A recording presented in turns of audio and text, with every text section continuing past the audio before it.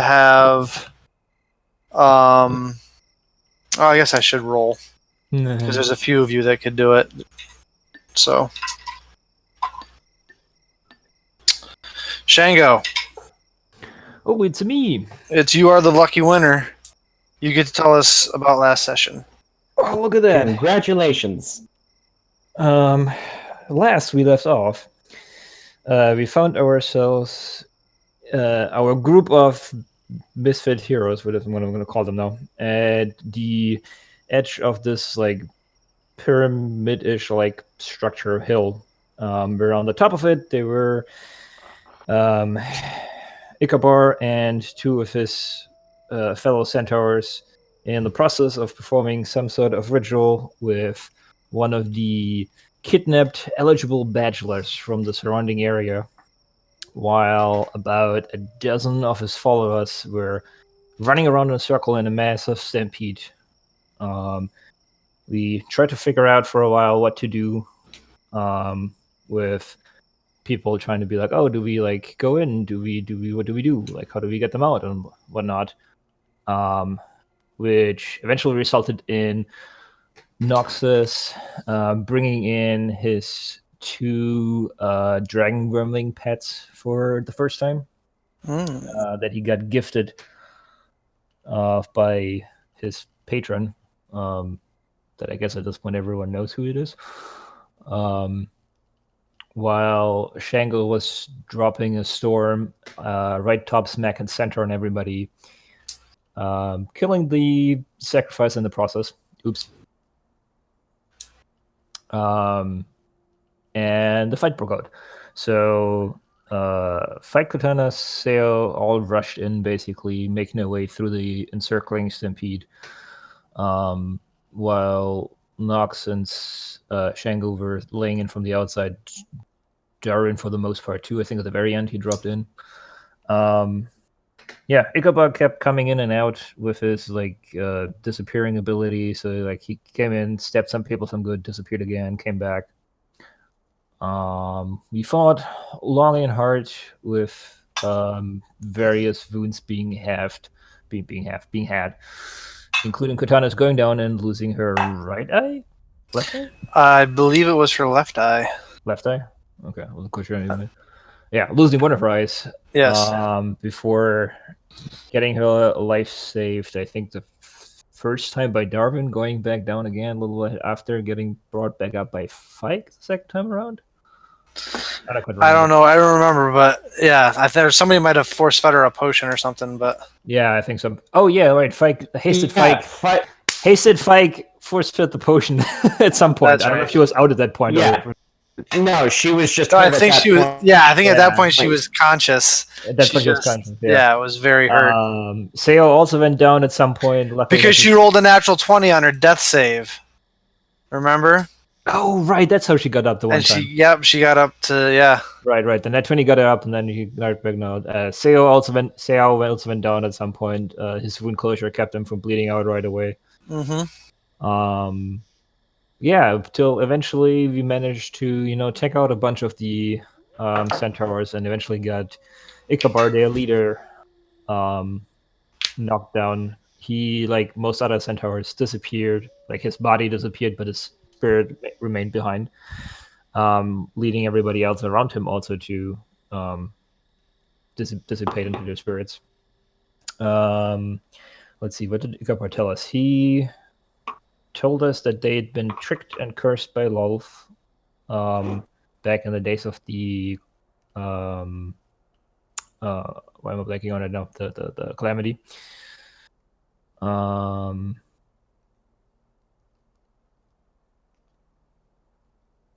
And then I think we already got to the altar opening up into this like gaping hole, essentially, that seems to be going down into the Underdark, the home of the Drow.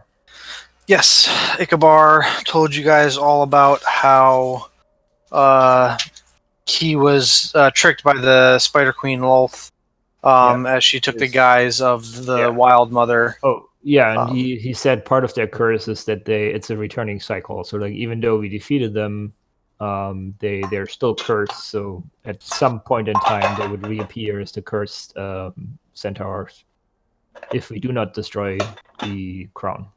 Mm-hmm. Yes, the crown. And you opened the slab of this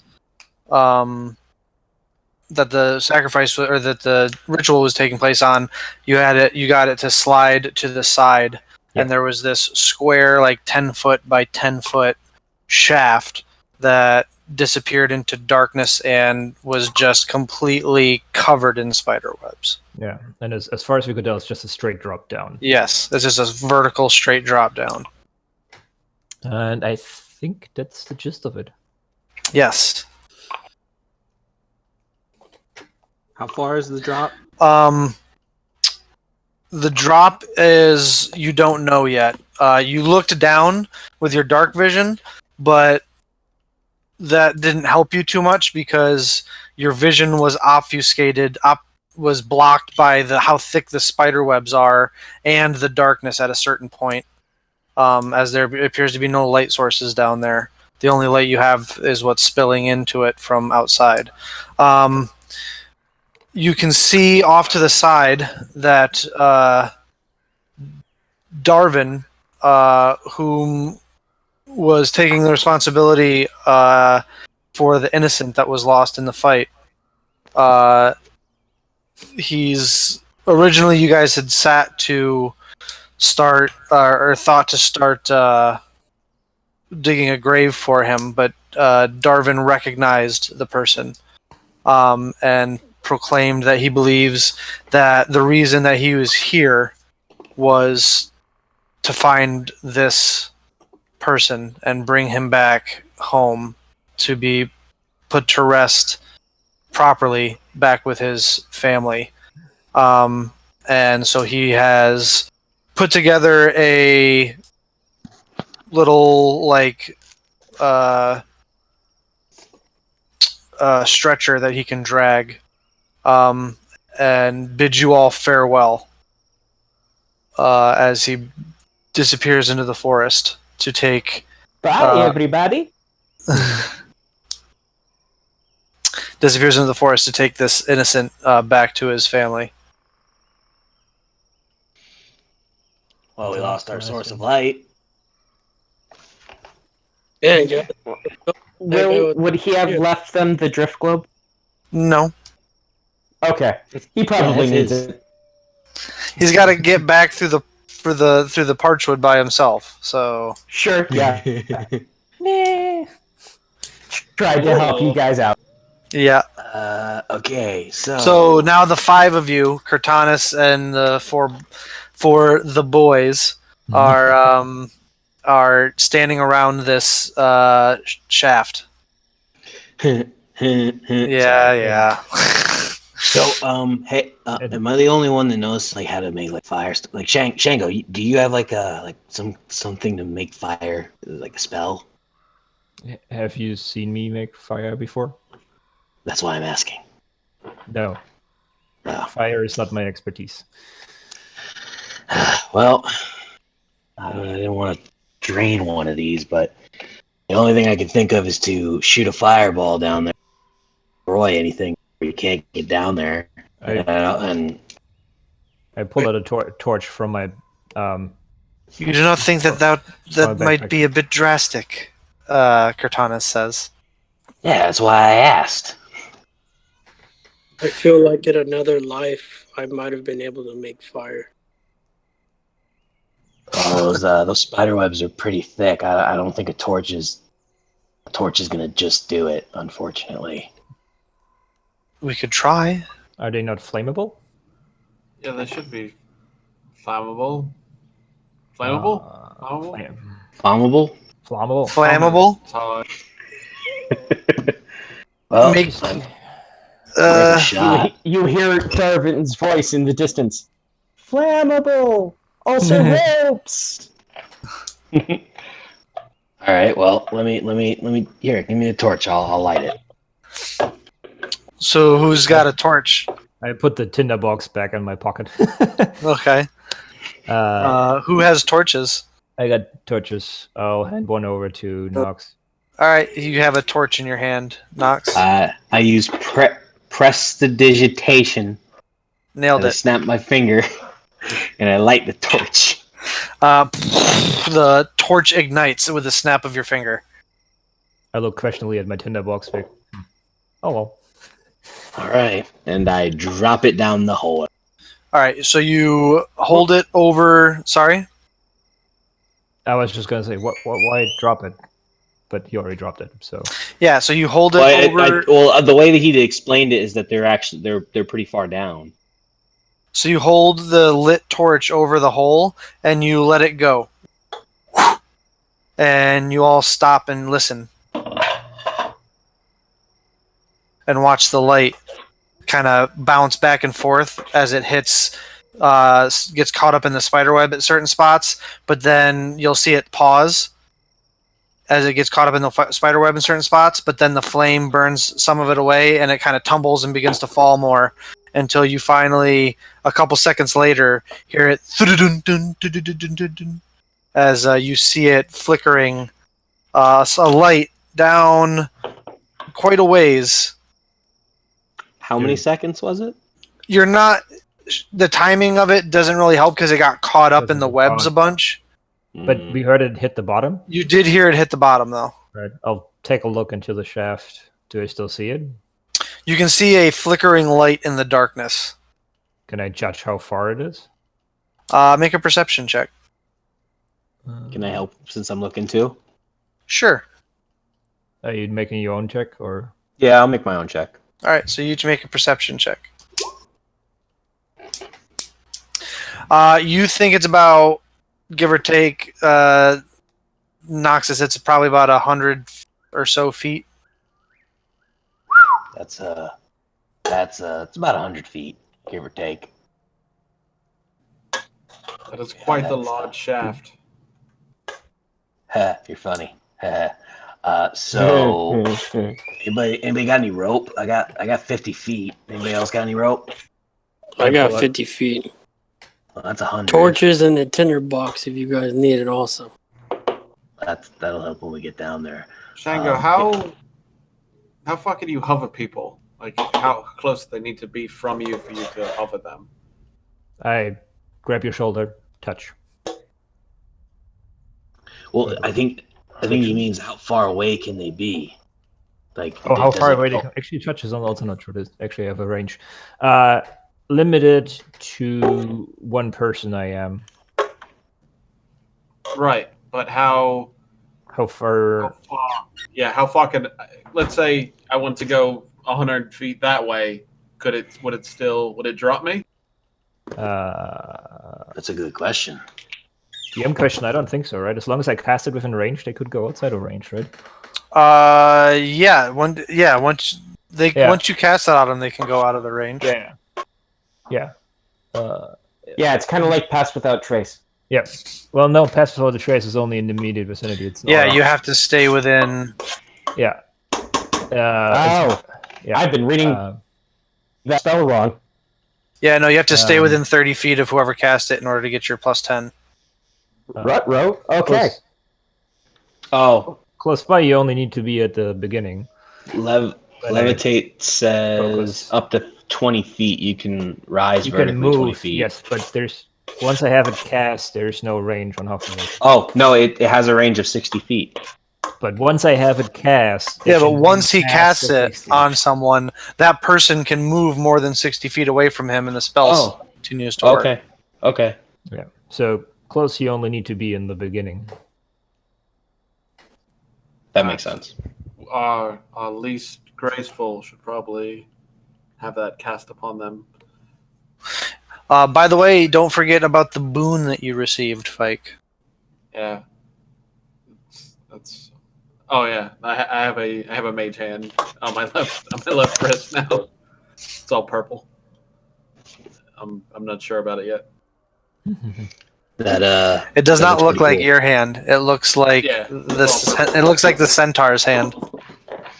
Oh, so it's huge. Oh no, it's proportionate. But, okay. Yeah. I would like to cast Centaur's Mighty Mitt Jesus. Yeah. No, it's proportionate to your arm. You're like, who But- wants to play Alright. Mercy right now? So what are you guys doing? Well, I shall Go ahead, assist you Hugo. farther on the way down. I mean, I would probably give it to one of our least graceful. Your Right. levitate. I'm sorry, your levitate spell. Is that a spell you took as a sorcerer, or No, it's innate from Ergenasi. isn't that mean you can only cast it on yourself if it's from the Genasi? I thought it's just that I can cast it once a day. Let me Uh, double check real quick. I can let you know. Most things Genasi are personal. That would be I in used to Xanathar's, right? No, Genasi's not no, are Genasi are in. elemental evil. Oh wait, they're not. Yeah, they're in elemental evil and in Morning Cannons. Morning Canaans, and I They are. don't have either of those right now. Fuck. Somebody want to look it up for me? Yeah, I'm looking Sure. on D&D Beyond right now. Yeah, so am I.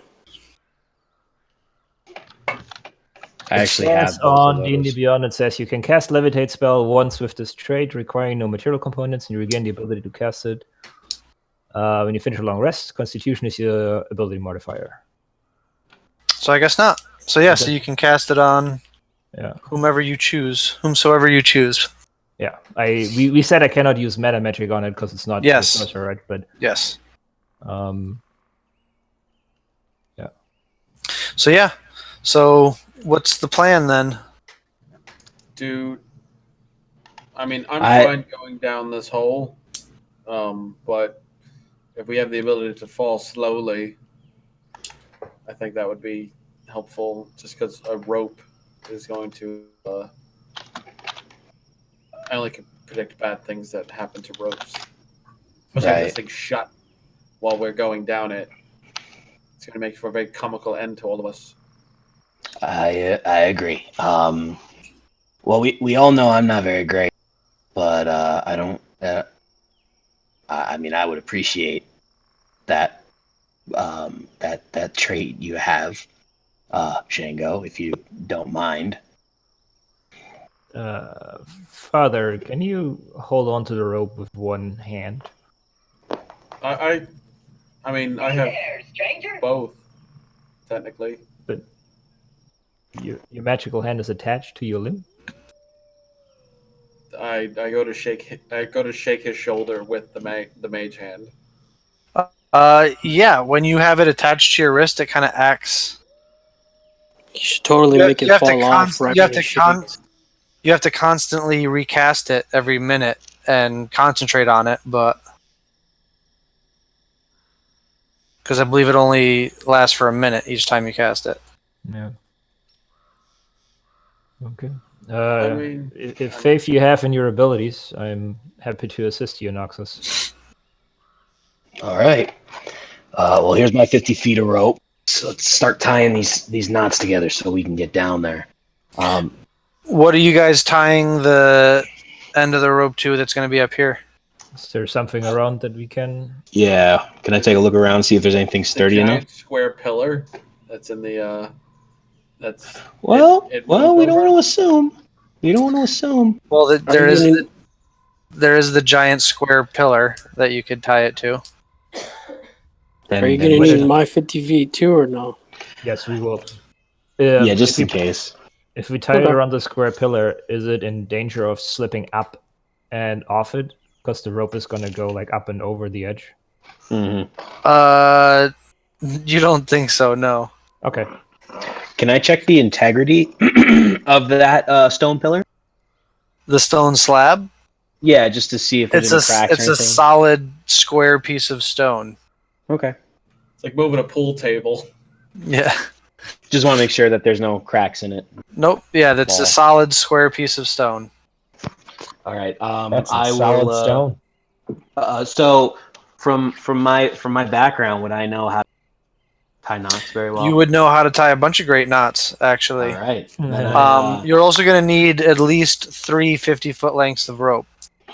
We have 2. Did someone say they were going to give another one? I can pull out a third one.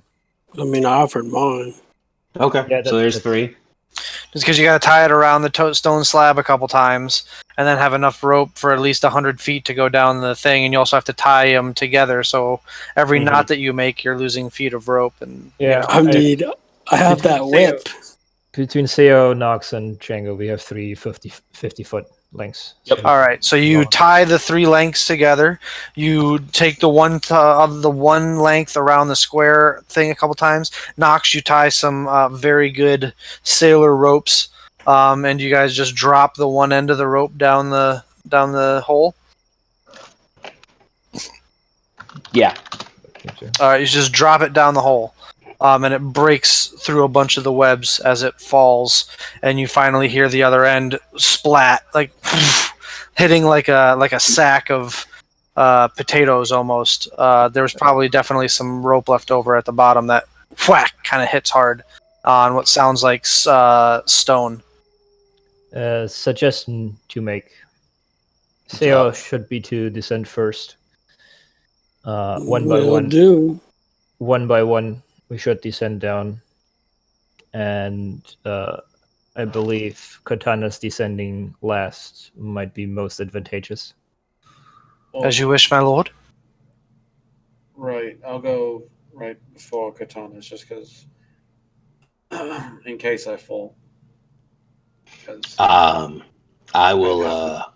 I'll go right in front of Fike, so if you fall, I can catch you. Wait. Oh, can we see, or is it disadvantage? What? Because I'm pretty sure I can't see going down. I mean, yeah, it's dark in there. There's that torch at the bottom, but Yeah, we don't know what's at the bottom yet. We have to get down there. We've already yeah, you have no idea looked. what's at the bottom. He's asking if he can see to get down.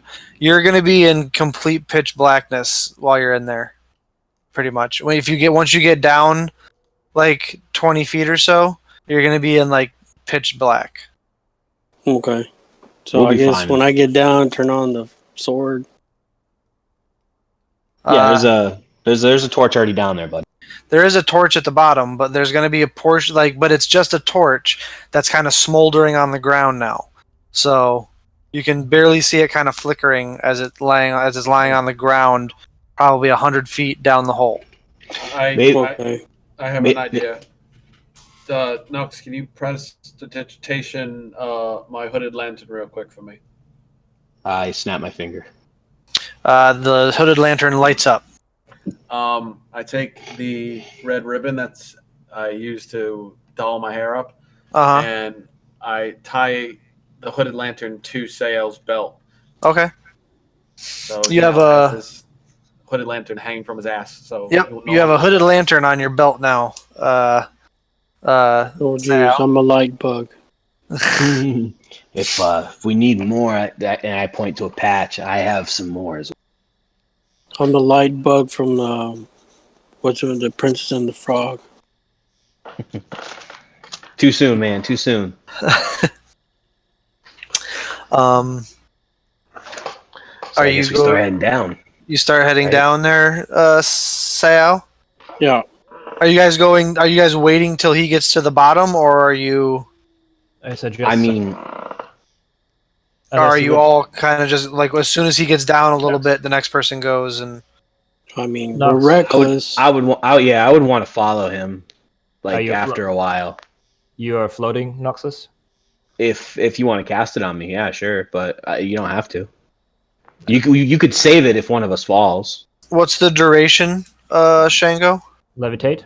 Yeah. It's up to 10 minutes concentration. Okay. So yeah, I would say smarter to hold on to it just in case one of us falls, because I don't think any of us have feather fall. So. Okay. So yeah, I think it'd be smart if we went down like kind of staggered, but at the same time, just in case something bad happens, we can help each other out. All right. So the order is Sao first. Who's next? Yep. Noxus, are you second? Yeah, it'd be When are you going? Are you going before or after Cortanus? Uh, Shango? I was thinking. Well, who's going second? I'll go second. All right. Who's going third?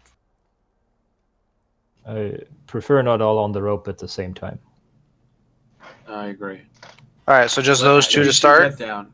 Yeah, Sure. you two get down. The two of you descend. Okay. And then the three You of can us go will down follow. and aim for the bushes. All right, so Seau and Nox, you guys begin to climb down this rope. As you get into, start climbing down the rope, once you get down into the shaft, the spider webs are just covering every inch of you. It's like that scene in Indiana Jones where he's walking through all the spider webs and they just like cling to every portion of his body as he has to like part them almost like a curtain. And you continue to descend slowly.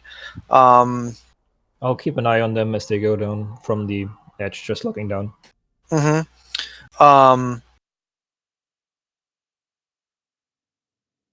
As you continue to descend, the sounds of the forest fall away, and you begin to hear echoey sounds of what sounds like bits of pebbles dropping and hitting stone.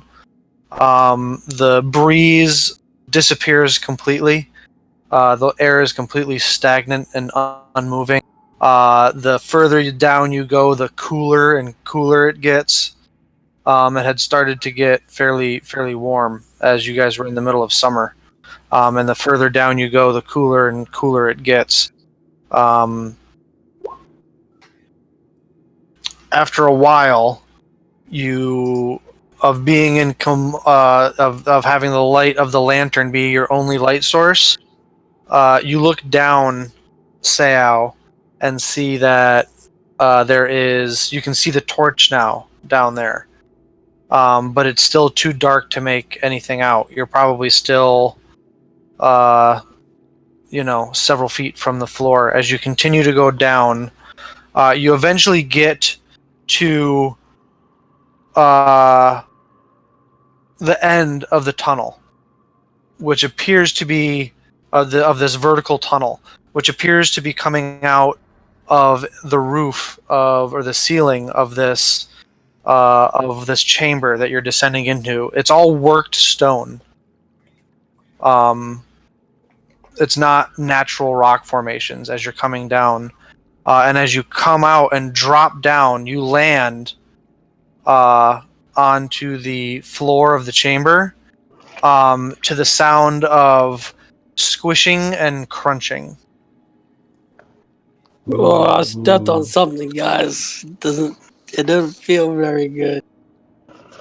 As you kind of recover from the fall, because you dropped about 10 feet, you kind of stop from the fall, kind of stand up, take the hooded lantern off your belt, hold it up. Do you take out your sword and light that up as well? Oh, hell yeah. So you take out the sword and light that up as well. Noxus, you're right behind him. As you go to drop from the ceiling too, which is about 10 feet, you land in something squishy and crunchy as well. As you kind of like recover and stand up from the far fall, the two of you can make perception checks.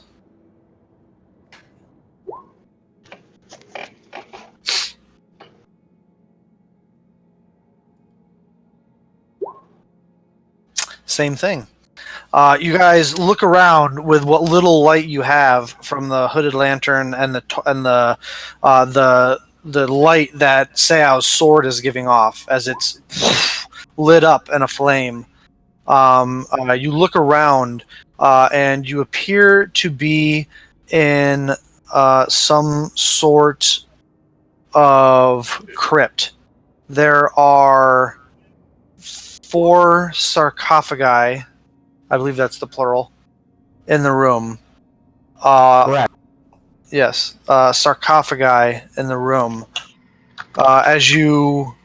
There's this stagnant smell of like sulfurous water, and some sort of like moss or like peaty kind of smell in the room. There are webs just completely coating every inch of this chamber, making it difficult terrain. And as you look around, there's these 4 sarcophagi that appear to have these reliefs carved into the top of them, though you can't make them out because they're completely covered in spider webs. You look around and finally look down at your feet, and what you see is that you can't even see what you assume would be the stone slab tiled floor. All you can see is various remains in varying states of decay, all the way from bone white skeletons to some bodies that you would consider to be a little bit more juicy.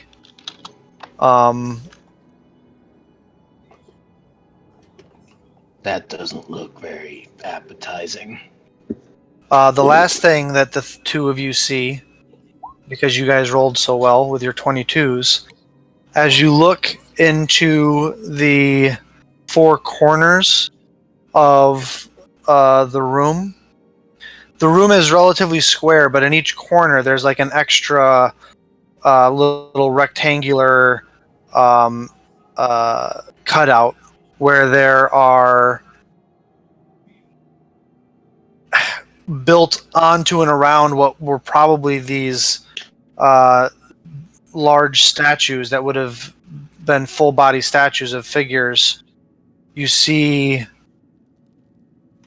a familiar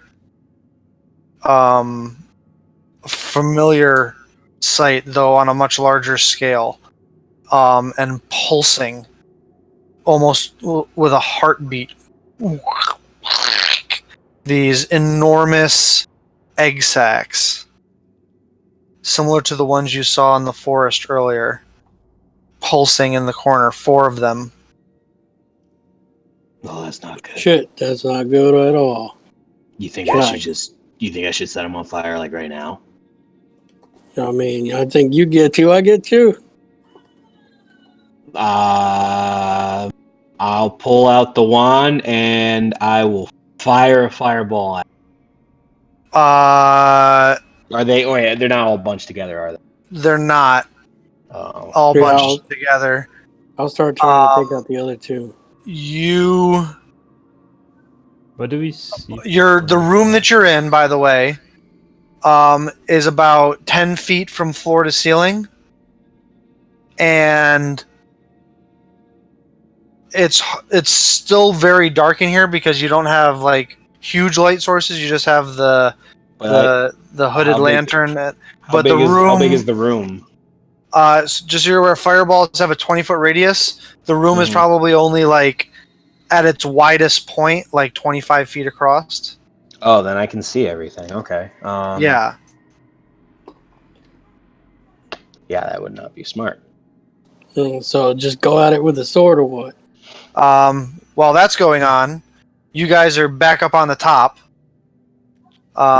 It's been probably, how long will it take you guys? Probably like 5 minutes or so, give or take. And the rope has stopped moving, So, did and we the see tension on it has gone away. Yeah. Do we see the sword light up? Because I think he took it out. You would have seen the lights moving around. Yeah. Is what you would have seen, basically. Yeah, it's so far and dark. All you're seeing is the lights moving around, but the rope loses tension as well. The descent has been completed, it appears.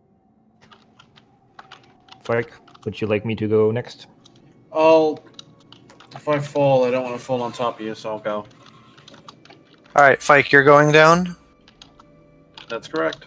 Cortanus is going last, you say? Yeah. All right, so Cortanus, or Fike and Shango, you guys begin your descent. Yeah. I'll keep a little bit of distance between us. Okay. Probably like 25 feet or so. Okay.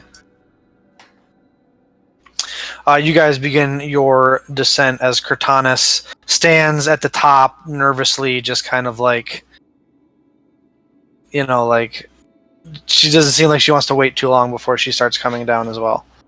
Yeah. But you guys begin your descent into the spiderweb filled. It's not quite as bad because the other two went down and made a bit of room, but it's still just like completely covered in spider webs. And as you guys don't have torches or anything, after a while you descend into complete pitch darkness. It's not that terrible for you, Fight, because you have dark vision. But Shango, I believe you don't have. I don't know if you have. I don't believe you have dark vision. No, so I do not. No, after a just while, fire. it gets to be like almost pitch black. As we cut back to Shango to Noxus and Sayao. Well, this is too small of a room to be using a fireball, so, You do see what appears to be on the far side of the room from you, what looks to be a set of stone double doors. You want to check that out while I take out these eggs? oh, yeah, I'll go look at the door. Just I mean, don't you do can see anything to get better than yourself me. killed. Don't get yourself killed, alright? I'll keep my mouth shut. I'll walk over to the doors. You walk over to the doors. What are you doing, Sayao? I'm gonna stab the 2 eggs. Well, there's 4. Well, I know. I was gonna. Well, I don't know. Do you want me to just do 4 down or? Well, there's 1 in each corner of the room. Okay. You know what? Well, yeah. I'll just take them all out, I guess. All right, so you walk over to one of them to start hacking away at it with your sword. Yeah. All right.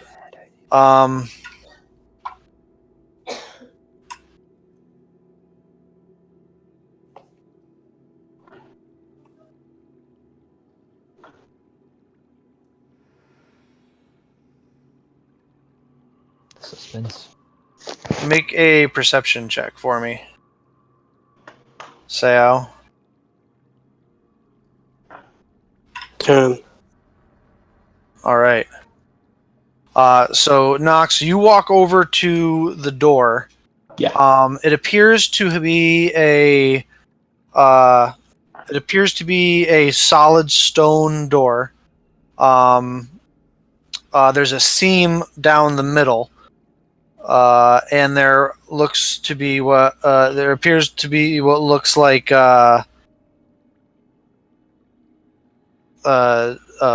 there's these large like ring door, like the hanging ring door handles, Yep. that appear to be made of some sort of. It looks like some sort of like brass or bronze type of metal. That they're just hanging there, but they're completely coated in spider webs.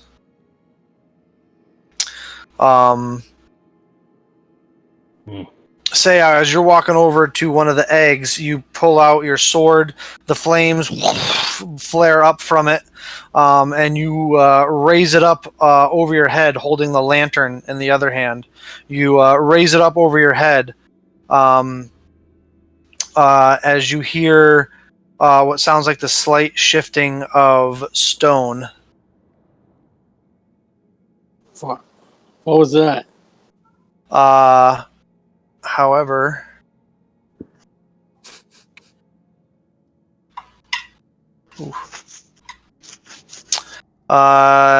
what's your armor class? 18. 18. All right. As you're holding the sword in the air and the lantern forward, you suddenly see this flash. You hear the shifting of stone. You see a flash of movement in your periphery, and suddenly there's this sharp pressure on your larynx, and you are having trouble breathing. Noxus, what's your armor class? 13. 13. You have a similar sensation. And I need everyone to roll initiative, So, including you, Dane. Oh, okay. I'm coming in. I'm doing a surprise. thing. I'm going tomorrow. It's okay, Nox is still going You also after got to change your name from Darvin to some. That's true. I was hoping for like a big entrance, and I can go like, voila! Call Oh, it you're I gonna am have now a Dane. you're Call gonna have a big entrance. Alrighty. Oh, Noxus. I got to roll Should for you roll for Cortanis, even though Cortanis? she technically doesn't know that there's a problem. Yeah.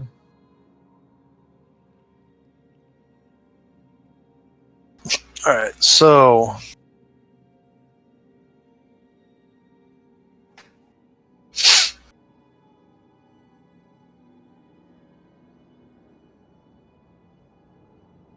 uh,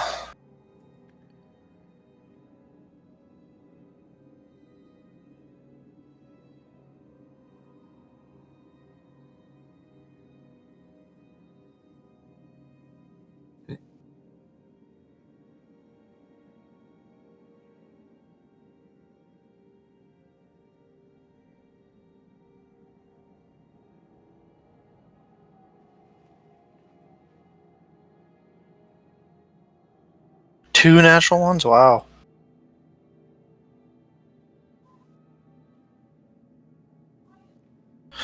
All right. Yeah, I'll be going tomorrow.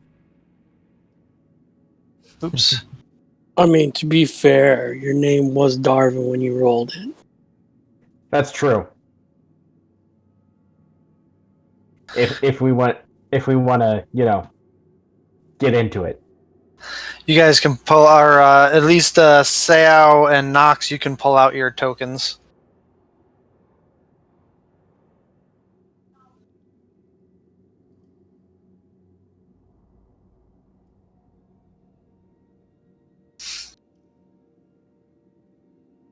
Tiny room.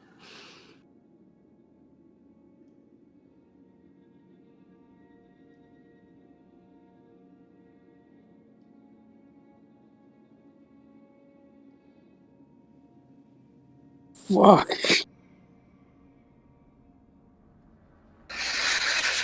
Alrighty. So, as they slip their web garrots around your necks, each of you takes. Sao, you take 3 points of bludgeoning damage, and Nox, you take 5 points of bludgeoning damage. You are considered grappled. And until the grapple ends, you cannot breathe. Oh, shit. That's for both of us, right? That is for both of you, yes. And the Ettins rolled natural 20 for their initiative. So that was their surprise round. And they also are going to be acting first on their initiative.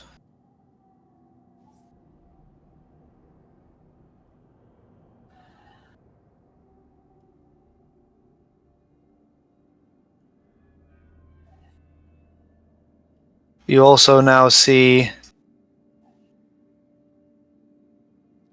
that secret passage that they came from. The doors you mentioned is where Nox is standing, I assume. Yes.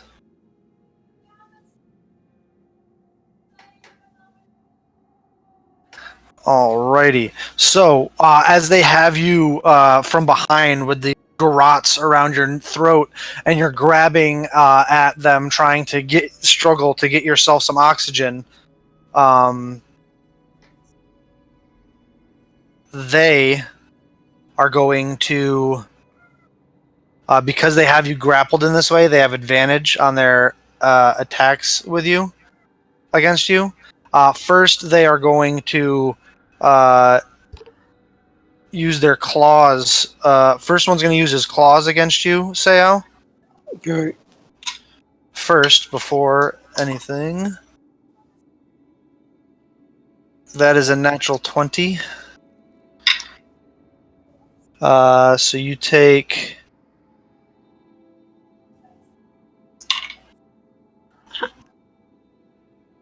8 points of slashing damage, Okay. and then he goes to bite you. He gets a 22 to hit. Okay. And these like little pincer fangs in the front sink into your shoulder and neck area in a spot where your breastplate doesn't cover it. And you suffer 7 points of piercing damage and 7 points of poison damage. And I need you to make a Constitution saving throw.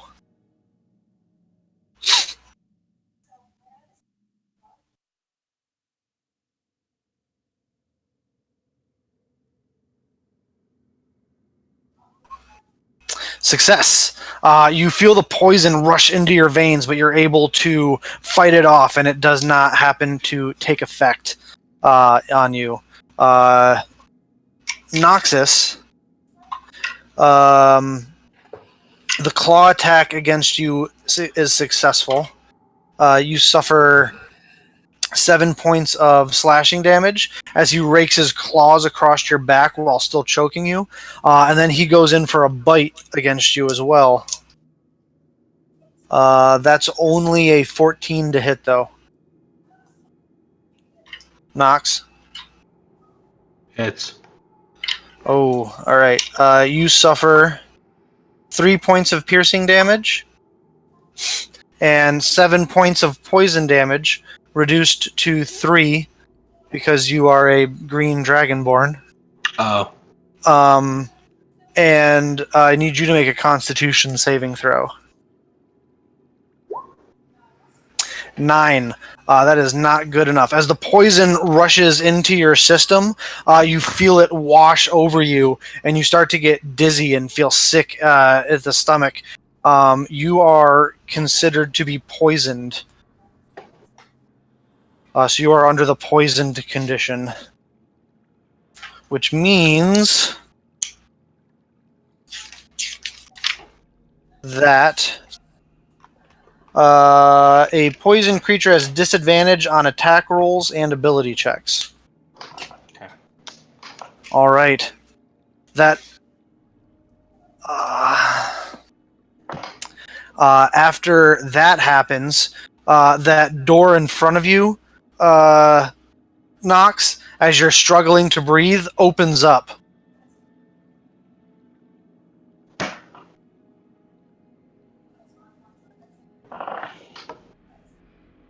As 2 more creatures come in. 2 more of these purple chitinous armored shell, soft underneath on the belly portions, though, with these strange claws for hands, and these terrible pincer fanged mouths. There's almost like, 2-armed, 2-legged humanoid spider creatures, as they come rushing in to the room as well, seeing that you're all grabbed there, and they are going to make attacks against you themselves. They do not have advantage, however, because they do not have you grappled.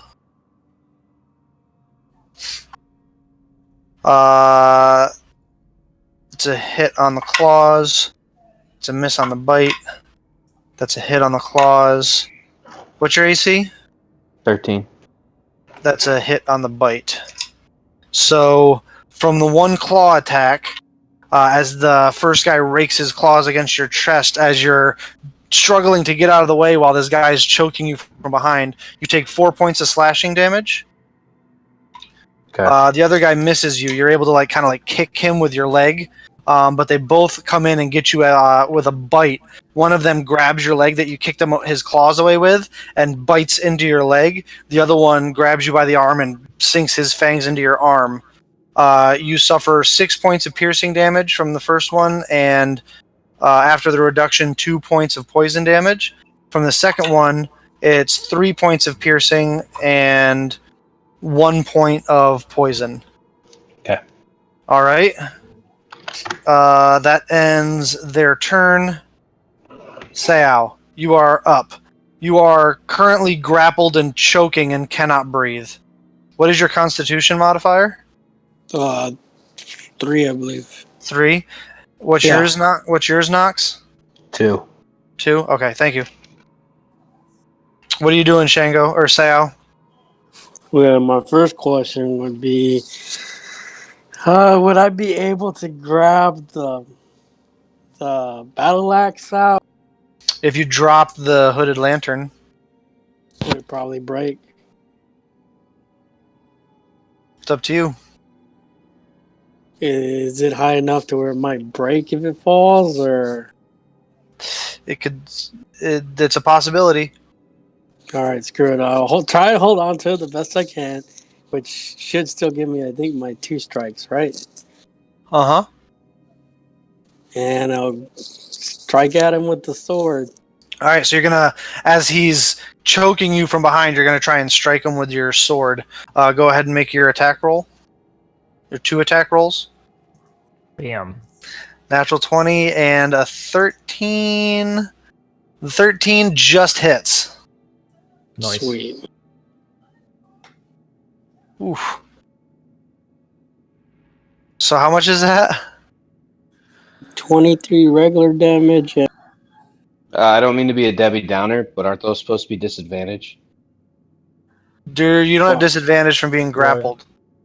He's not I do. He's not Oh, restrained. I he's have just disadvantage. I have disadvantage. I'm because sorry. you're poisoned. He's not poisoned. Right. So I it's got restrained 23 mixed up. regular damage plus 12 is 35 plus 3. 3. plus 3 is 38. 38, I think. 38 points of damage. Jesus. All right, so you take the sword and you just go shing straight, just stab straight back under your armpit, and it just bury the sword deep, just shing, just all the way up to the hilt. You bury it inside this thing, and as you yank it out for the second attack, it does extra damage. As you pull it out, he maintains the grapple, but you can feel all these like this viscera and innards pour out onto like the heels of your boots as you pull the sword out, and it screeches and lets out this cry of pain. Shango and Fike, you guys actually hear that. That's the what I was first. gonna That's say. the first indication that you have that there's something going on. All right, that's your action, Sao. You don't have a movement. Would you like to do anything with your bonus action? Let me check if I can. Nah, no, I don't got nothing right now. All right. I mean, I could try and hit the dude with the lantern, but I don't think that's a good idea. That brings it to Cortanis's turn. She is unaware that there is a problem, so she just hangs out. Shango. Okay, so I heard the battle axes from downstairs. From down. So Yes. I have a feeling that something is wrong. Yes, but you can't Where- see anything. Do I know roughly where I am in vertical height? Like, are we halfway? Are we like? Make an perception check, I guess. Yeah, perception. 22. You get the sense that you're more than halfway, but that's the best you're able to do. Okay, a bit more than halfway. Yeah, with the sound that you just heard, you're probably got still a decent fall, probably 20 feet or so, if you were to just let go. Okay. But I'm still okay. So 20 feet. So I'm far enough up that I don't really see what's going on. And Fike is below you. Yeah. So I know Fike is somewhere below me. I don't really see what's happening, but I hear something is wrong. Yes. Okay, cool. Thanks for the clarification. What I'm gonna do is yell out upwards towards Katana. Okay. Jump and trust. Jump and trust. Yep. And I'm gonna hold levitate to cast levitate on her when she comes flying down the shaft, and try to time it so I get it on her when she is like 20 feet or so off the ground. Okay. So that the levitate basically slows her fall, and she just, as much as I can, gets her to a gentle landing. Okay. So you're gonna hold your action for that. Yep. Is that it? You're not moving at all? If I can continue move down, I continue move down. I don't. Yeah. Well, so you said you were leaving some room between you and Fike, so yeah. So you I use your continue down movement to as far get as I can. to get further down. Yep. All right, that ends your turn, Fike. Yeah, I'll just let go of the rope, just one hand, just slide, getting all the rope burn that I can all the way down. On your spectral hand? My good hand. No, on my good hand. On your good hand? Yeah, I'm not fucking trusted in my spectral hand. Um, I'll be flying for 3 seconds and oh fuck. Make a Constitution saving throw. How far? You shouldn't be far off the ground, right? 7. So you do that. You let go and start to take the rope burn, but it's just too much, and you can't. So you just let go, and you end up falling. Make an acrobatics check. 22. So you're able to mitigate some of the damage. However, you suffer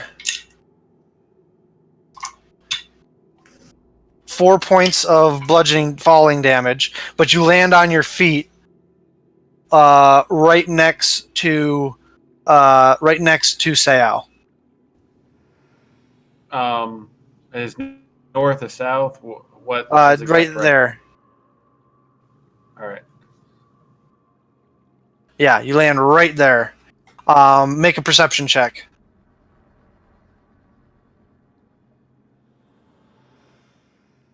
So yeah, you look around. There's these weird, like, Spider-Men creatures. Noxus is getting like munched on by 3 of them on the other side of this sarcophagus, while one of them is holding like this web choker around his neck. And you look over at Sayao, and he's pulling his flaming sword out of the chest from behind as he's getting choked of this creature that looks like it's bleeding profusely from the wound that was just made.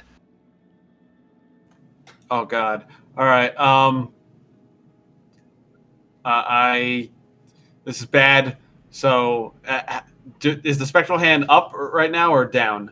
It's up right now. You've been maintaining concentration on it. Okay, I'm gonna take. You've probably got like 4 rounds with it left. All right, I'm gonna take the symbol Siren Ray and the dagger of venom, and I'm gonna jump onto the sarcophagus. So I'm in between the 2 of them, and I'm gonna just stab at the one that's in front of Sayao, and then stab at the one that's fucking. You don't have any movement left. Then I'll stab the one that's next to Sayao, and I'll wing the symbol of Siren Ray at the other one. Okay. All right, so make your attack against the one that's against Sayao, and I'll give you advantage because it was not expecting you to just drop out of nowhere like that. All right. Descent from the heavens. Hey! So roll damage with sneak attack. You didn't activate the venom yet either, so yeah. So you, as you're dropping, you take the daggers out, and as you're falling, you just implant the dagger of venom right into the top of the head of that thing, and it just collapses to the ground. You feel the garrote get loose around your neck as it just falls to the ground dead. You turn and throw the symbol of Siren Ray at this guy, Go ahead. That's a 15 that hits. That's not sneak attack. That's just normal damage. For 9 points of nine points of damage. As you throw, the dagger sinks into like its haunch, and it like kind of bemoans that. But that is going to end your turn, Fike. All right. So, Dane, in an effort to protect those that you have been protecting, you've been trying to hunt down the source of these creatures that have been harrowing them, and it's led you to this old ruined temple. You've been walking quietly as you can through the hallways until you heard this loud screech of pain, which sounds very much similar to the screeches that you've induced previously in the defense of the village. So you go running towards it, and you are going to be coming. You come to a set of doors right there. Okay. Do you want to go bursting through them, or? Well, I hear fighting on the other side, right? Yes. Is it a push or? It's a push. Is it locked? You don't know. You haven't inspected it. All right.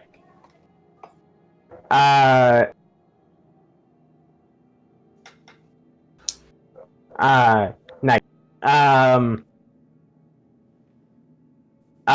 Let's see. I'm going to try and kick the door in.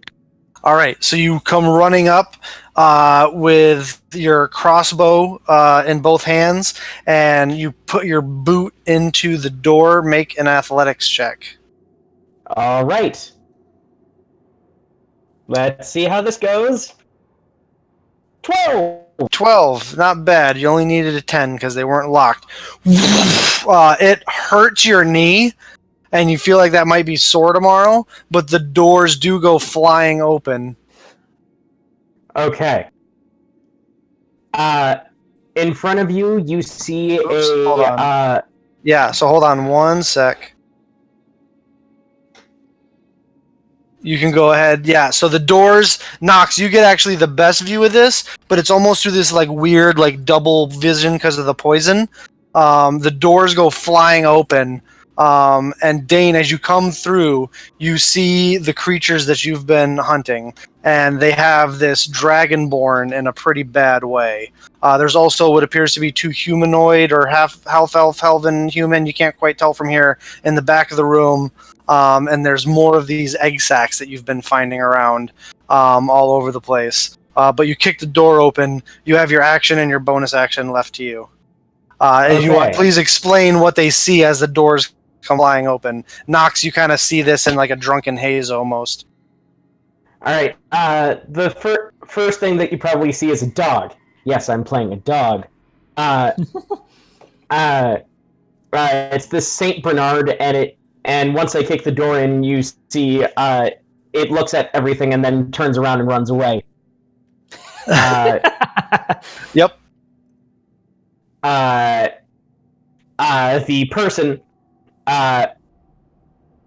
person that you see in front of you looks to be hill dwarvish. You can only really tell that he's a dwarf based on his size. The only thing that he has close enough to a beard is like this 5 o'clock shadow, and he just probably hasn't shaved in a couple of days.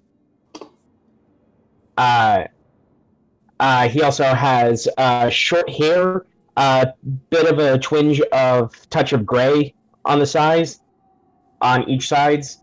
He looks like he's pushing 40. Like a dwarven Mr. Fantastic? Kind of, yeah. You also see that in his hands is this huge, just like comically sized crossbow. that looks more like it's a box with some crossbow things to it. I've drawn a picture of it. I'll put it into the chat. In the Discord. But yeah, he's wearing a breastplate underneath a trench coat. He has in a and he back as if he's charging a shotgun, and I'm going to shoot that one there. This one here? Yeah, the one right in front of me. All right, make your attack. 12! 12 just barely misses, unfortunately. All that cool stuff. Yeah. So you fire it. The bolt goes flying. It comes out in this burst of smoke. But the bolt almost carries, like, has this trail of smoke that kind of trails behind it.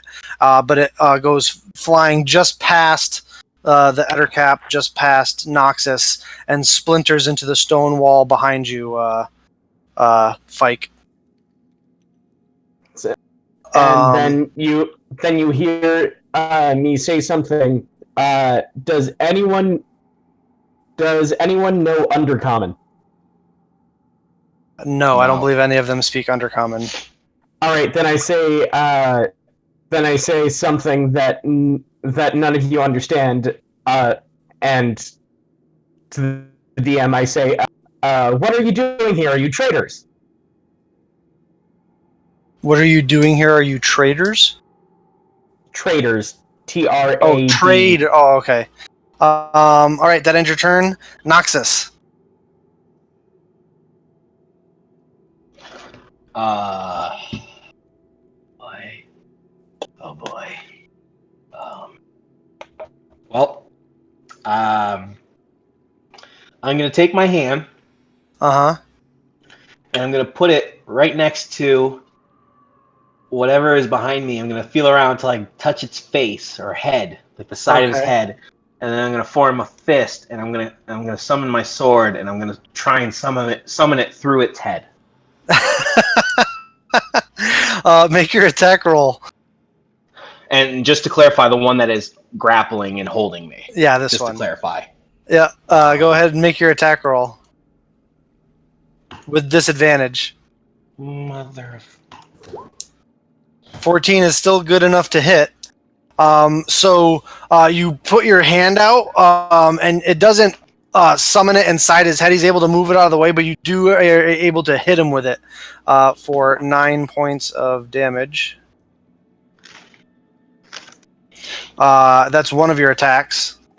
And then I want to try and get out of this. So I'm gonna try and that hit would him until require. he lets me go. Okay, so you're gonna hit him again. Yeah, just try and get him to let me go. All right, make another attack roll with disadvantage. Toggle that on this time. 18 still hits for 10 points of damage. So you hit him again, and he has a couple big gaping wounds, but he's still got you around the throat, and he's still holding you. If you wanted to, you can use your action to try and escape from the grapple. It would be an athletics or acrobatics check, your choice. But does that end your turn, Noxus? No bonus action? I will hex the one that's behind me. Okay. And I will do strength. No, you already used your action to attack, so you can't now use your action to try and escape. I'm not. That's what it has on this. Casting hex strength. to give casting it. hex. Oh, you're giving it. Okay, I'm sorry. I get it now. Strength checks. So you're giving him disadvantage on strength ability checks. I You gotcha. don't know what every spell does, DM? Shame. I know. I'm just the absolute worst. You are the worst. Every single I know. one. I'm terrible. The worst. That ends your turn. No, I would like to move down the stairs. You Wait, can't move. You're You're grappled. grappled. I can't do that. So no, Um, that is my turn. Drag him with you. Your dragon is not with you, no. No, I said drag him with you. Oh, drag him with you. Trying to. More like drag on. You get to with make you. another con save to try and save from the poison. That is Yay. not with disadvantage. 12 is good. You're good. So you're able to. You are no longer poisoned. You're able to kind of like shake your head a little bit, and the poison. You're able to force the poison out of your system. That ends your turn. That brings us to the Ettercaps.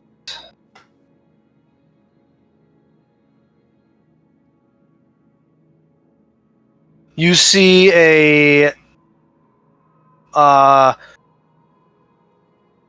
another one appear in the doorway here, coming running up those what were once hidden stairs. But that's as he gets up there, you watch as this kind of like thorax part of him comes forward up from between his legs, and he aims it at you, Fike, and this web shoots out at you.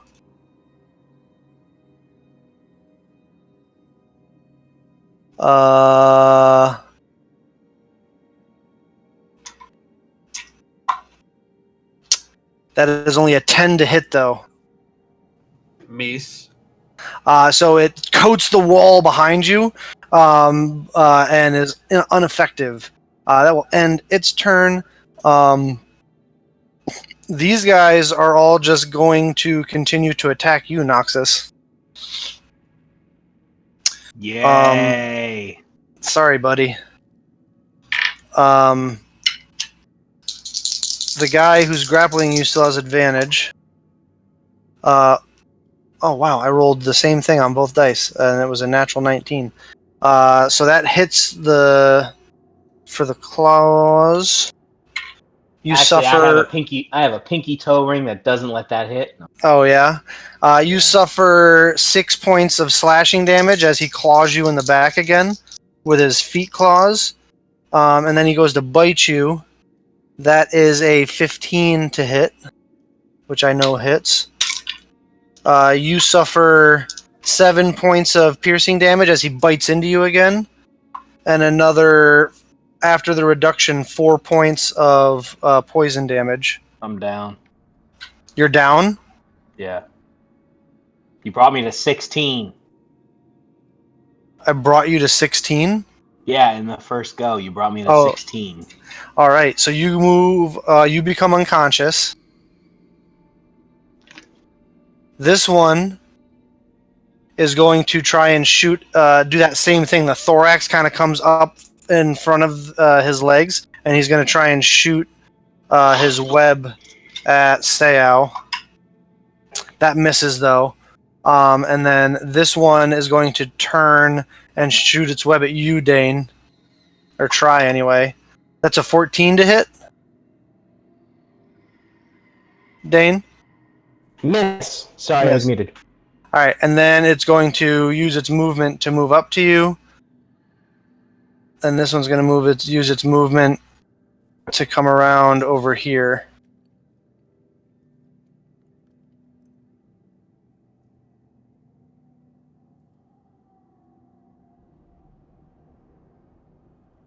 All right, and you.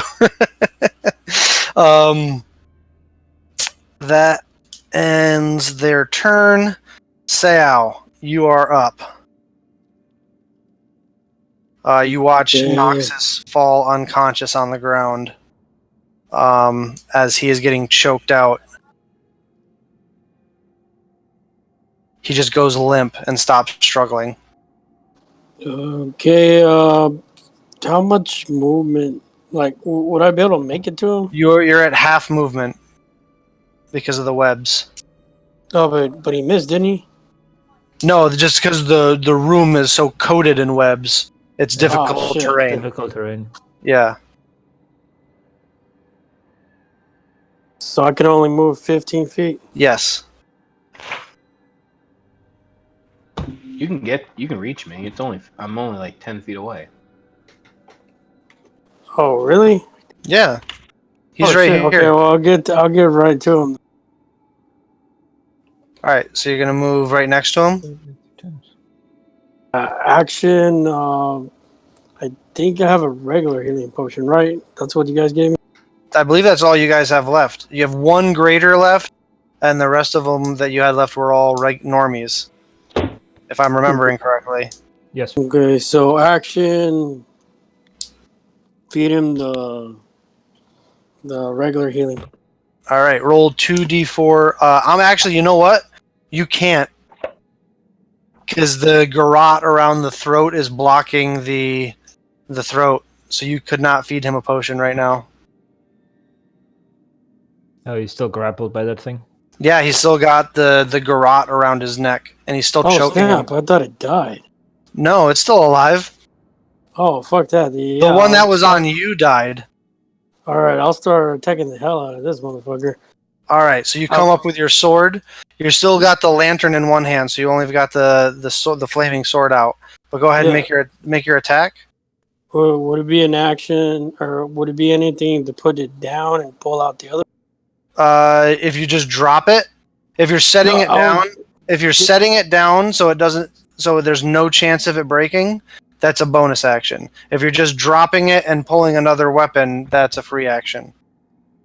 Okay, I was gonna set it down on this thing right here, All right, so you set it down on that for your bonus action.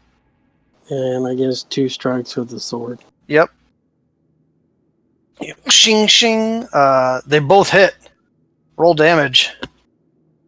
10 points of damage, and yeah, you just come up and shing shing with 2 strikes. Off goes one arm and off goes the other, and the thing just falls to the ground, no longer moving. As Nox now is no longer being held up by him or by it. He just like a sack of potatoes just flumps to the ground, hits the ground hard. That is your turn, Sayao. Cortanis follows orders, so she will step off the edge and just begin to fall down the hole after drawing both of her blades. Alright. So, like, as she passes She out... falls 60 feet a turn. Oh, it's just 60 feet a turn? Yep, it's 60 feet a turn. I thought it was faster for free fall. Nope, 60 feet per. So that's 10 feet a second. So she falls 60 feet, so you don't see her yet. Shango and then Fike. Shouldn't it put her around about where I am? I thought I'm just about... No, because you moved down. Remember, she's Oh, about. because I moved Yeah, further down. she's about. And remember, technically, this is all happening at the same time. But she's probably about 30 feet above you right now. So you can't see her, but you can hear her, the wind, like you can hear her above you after she stepped off. You're like at that where the hole opens up into the room. So it's like a 10-foot drop if you were to let go. All right. You would land right here. Do I need to cast a Featherfall before my turn comes around? No, sorry, not Featherfall, Levitate. Actually, because because it comes back to your turn. You just lose the spell. Unless you wanted to cast it on somebody else before your turn started. Well, I want to cast it on Container because he jumps down. Yeah, I know, but unfortunately, when you hold a spell, if it gets back to your turn and you haven't cast it yet, you still lose the spell. Then can I cast it on her at the end of her turn? Yes. Alright, then I'll do that. Alright, so you cast Levitate on her. So that is your reaction, and then your turn begins. Let me double check something real quick. Is that an action?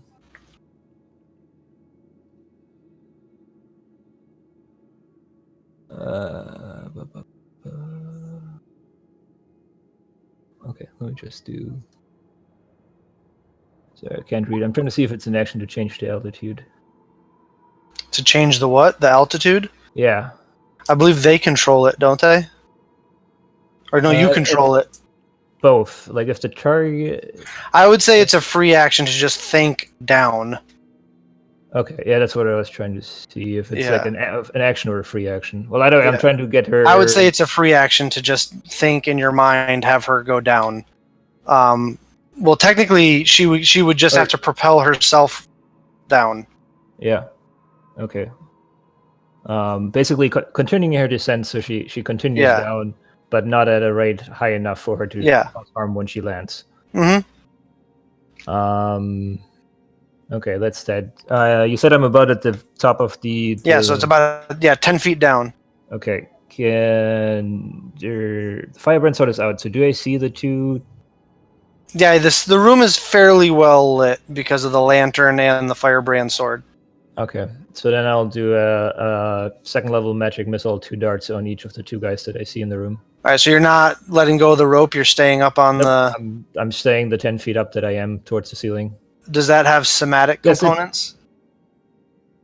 Let me double check. Wait, before I say that, is the shaft wide enough for katanas to pass me? Yes. Okay. It does have somatic. Is one hand not enough for that? No. Or do I need like a? Nope. You're not a warcaster. So I need both hands for somatic components? Yes. Casting a spell is not a subtle thing. That is why there's that ability called subtle spell. Yeah, no, I know, but I just thought it was a single hand, like one hand would be enough. No, it's like when Doctor Strange has to do those like big arm movements to cast. That's essentially what you're doing. All right. That needs to be that. I will say this. You can try to do it while holding on to the rope with one hand, but I'm going to have you make it. Yeah, you'll have to make a check to see whether or not you fall. That's fine. If it's two hands, it's 2 hands. That's fine. No, then I guess I come down the 10 feet, like climbing down with my movement. Okay, so you use that's double. So you use 20 feet to descend. So you have 10 feet of movement when you get to there. Oh, it's double for the gotcha. Yeah, because you're climbing. So because you didn't have a climbing kit on. So gotcha. Okay. So then now I'm down, I guess. Yeah, but you have 10 feet of movement left, which is technically 5 because of the difficult terrain. Yep. All right. So then the first 2 for the top guy. Oh, 2 darts for him. Yep. So he takes 8 points of damage. And then 2 for the bottom guy. So it was at second level. Yes, second level. 9 points of damage. And all right, take the 5. So you jump up. Can I step back? Sorry. Yeah, so you jump up on that sarcophagus. Yep. If I can do that with the 5 feet, just step back to make room for people to come down. Yeah. You hop up on there. You have a better aerial view. You now actually notice for the first time across the way this weird shaved dwarf guy. Weird dwarf. With this what looks to be an overly complicated crossbow. Yeah. I'm a little distracted at this point. Yeah. Fike. And then Dane, you're after Fike. I'm going to use my bonus action to disengage from the Cinder Cap, even though I'm not getting his space. I'm going to vault over the sarcophagus in front of me to get me next to Nox. Okay. And I'm going to cast Cure Wounds on my boy. All right. So you don't have to disengage because you're not leaving combat with him, technically. Oh, all right. Then, yeah, that's good then. All right, so use your action to cast Cure Wounds on Noxus for 5 points of healing. You get 5 points of healing, Nox, as you come to consciousness. You're able to breathe. You're coughing. Your throat's probably going to be sore later, but you are conscious. That's your action, Fike. And you still have 5 feet of movement.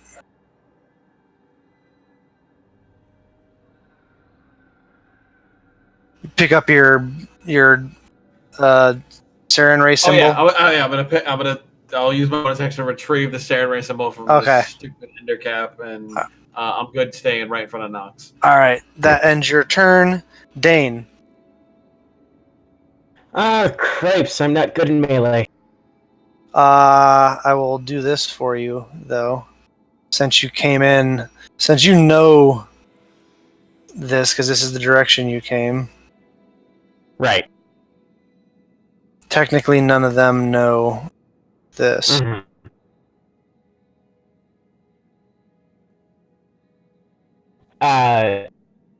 Okay. I'm going to move my crossbow. Well, my crossbow's already in my left hand, but I take out my my tomahawk and attack him with my. Ooh! Okay. Second attack Second attack. 17. also hits. They both hit. So that's 15 plus 7 is 22 points of damage. Oof. Ouch. That hurt. So you just whooshing, you bury the tomahawk deep into like where its clavicle would be, and it sinks deep in, and there's this like, little squirt of like this weird, like almost like predator neon green blood kind of comes squirting out. And you pull it out, and then catch him with like a horizontal side hit into like the haunch for another bit of damage, and you pull it out, and it's bleeding pretty profusely. If this was 4th edition, he would be bloodied. Okay, and then as my bonus action, I'm going to stab him with the bayonet in my crossbow. What? It's a dagger. Oh, okay. So you're offhand, you're gonna stab him with the dagger? Yeah. Yeah. That hits for Doing 4 piercing. Another 4 points of damage. Nice. Yeah. So now he's just perforated with holes, but still up. So. Okay. That ends your turn. I'm not gonna move. Nope. Okay. No moving.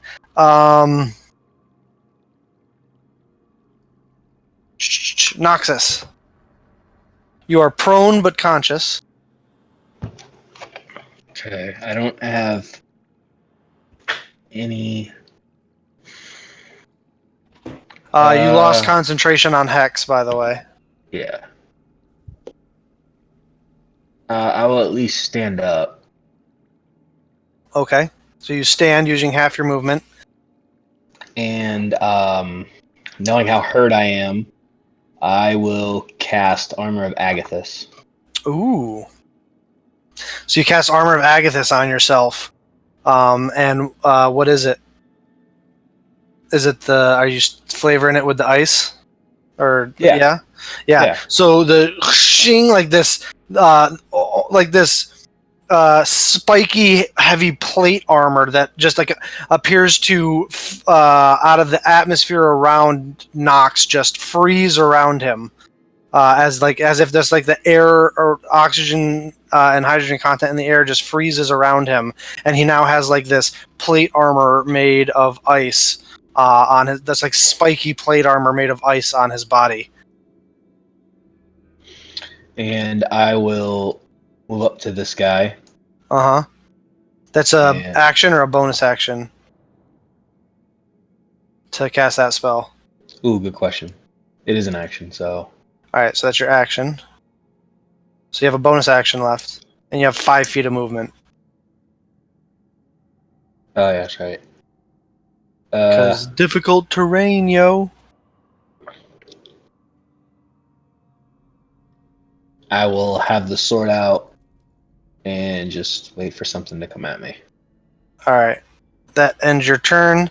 Brings us to the Ettercaps. This one... Alright, let's see if they get their... He does not get that back. He does not get that back. Sticky butt rope? We don't want any of that. Yeah. That guy gets his sticky butt rope back. Ew! He is gonna try and sticky butt rope Sayao. Nope, that's only an 8 to hit. And then he's gonna move up to here. This guy right here is not happy with you, Dane. You I imagine as much. put several holes in him. And he would like revenge for said holes. So he's first going to attack you with his claws. That is a 22 to hit, which I imagine Yeah, that'll hits. hit. You suffer 8 points of slashing damage as he finds a spot behind your breastplate. And then he reaches in to bite at you into like your neck area. That is a 15 to hit. Miss. So he catches nothing but breastplate as he comes in for the bite. And you're able to like kind of like fight him off using the butt of your crossbow. That ends its turn. This guy is going to try and go after you there, Fikey Fike. That is an 18 to hit for the claws. That hits. And, a 23 to hit for the bite. I would like for you to re-roll that. Why is that? Oh, because you took the lucky feat. Because I'm fucking lucky, boys! 18 to hit Yeah, for the bite. So I'm not that lucky. the claws deal you 5 points of slashing damage as he rakes them across your skin. And the bite deals 5 points of piercing damage and 2 points of poison damage. And I need you to make a Constitution saving throw. As the poison affects your system, you are poisoned, and this weird blurry sensation, almost like a vertigo sensation, comes over you. You have disadvantage on attacks and ability checks. That ends their turn. Sayao. Okay. Question: could I see the dwarf? Yeah, you can see him. He seems to be holding his own with this large ettercap creature. Okay, so basically, what I see is a child-looking person. No, he's getting got attacked like by five. monsters. He's got like a heavy 5 o'clock shadow. Oh, well, that just ruins the joke. I was gonna be like, "Boy, I'm coming." Oh, But okay, anyway, I'm just gonna attack the and guy he in has front of me. gray. And he pull has out gray. the axe. Yeah, and he has graying hair. Pronounced Yeah. boy. Yeah, a Yeah, I just boy can't go that who deep. has seen some things. Yeah. I couldn't get that deep. But yeah, that's what I was going for. So you're gonna attack the one right next to you. Yeah, I'm gonna pull out the axe since I put down the other thing and attack with All all right. three. Boom, boom, boom. Go after it. Ooh, what's with? Jeez, natural 20s like crazy tonight. Is everywhere. The 12 misses, unfortunately, but the other 2 hit. Jesus. So that's 15 plus 11 is 26 plus 9 is 35 points of damage. Yeah. Oof. So that one you just eviscerate and blood goes flying all over the place, but it still is, by some miracle, it is standing, bleeding extremely profusely. It's because of that butt web. Yeah. That ends your turn, Sayao. Yeah. Cortanis will land. Finally. Oh, come on. Cortanis will land.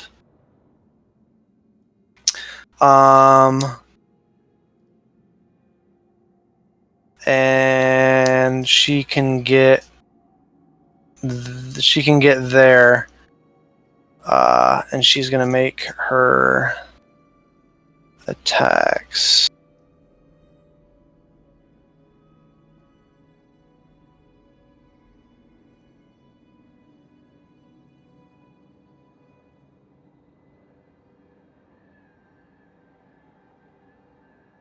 Oops.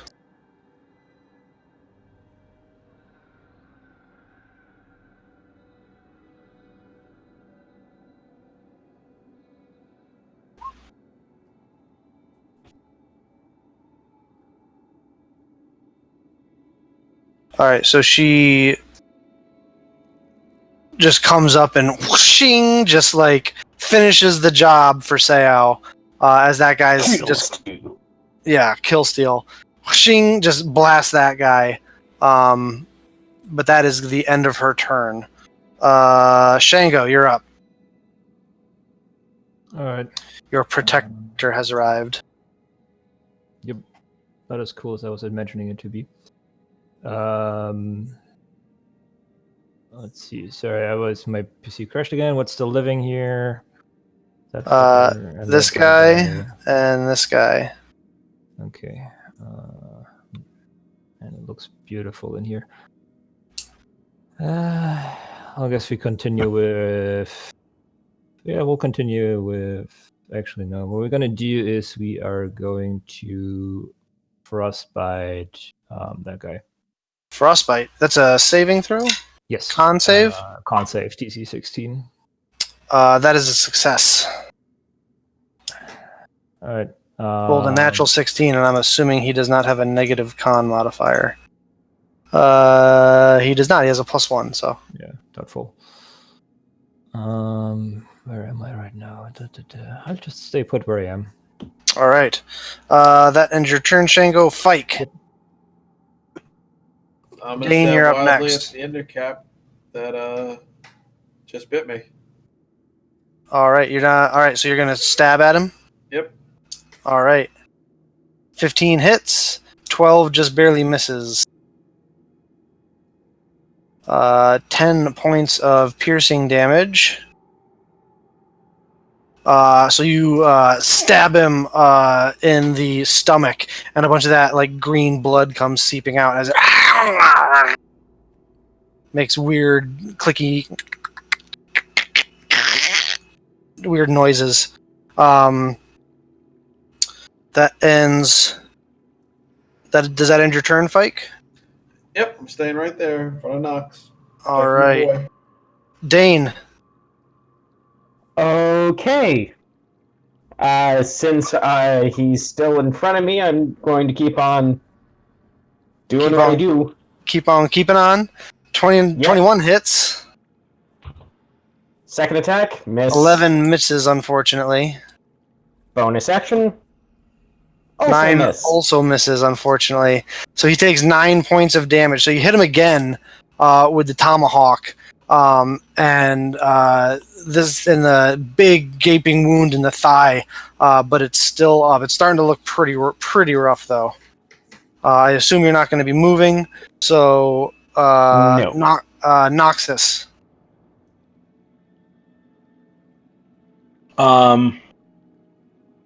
I'm facing that hallway, right? Yes. Well, I immediately see that one, so I will shoot 2 Eldritch blasts at it. All right, make your attack rolls. 23 definitely hits. So does a 24, definitively hits. So Dane, as you're standing there, like squaring off with this thing, you just drilled it once. It dodges the others. It raises its claws to come in for another strike, and you just get sprayed with this like neon green blood as it explodes out the front. There's now this hole, this like smoking hole in its chest that you look through, and you can see Nox standing there with his hands outstretched before it slumps to the ground, no longer moving. I then say, in common, oh, you're adventurers. Something like that, yeah. That's your action, Noxus. I will turn around and see the other one and just go, gosh damn it. And that'll be...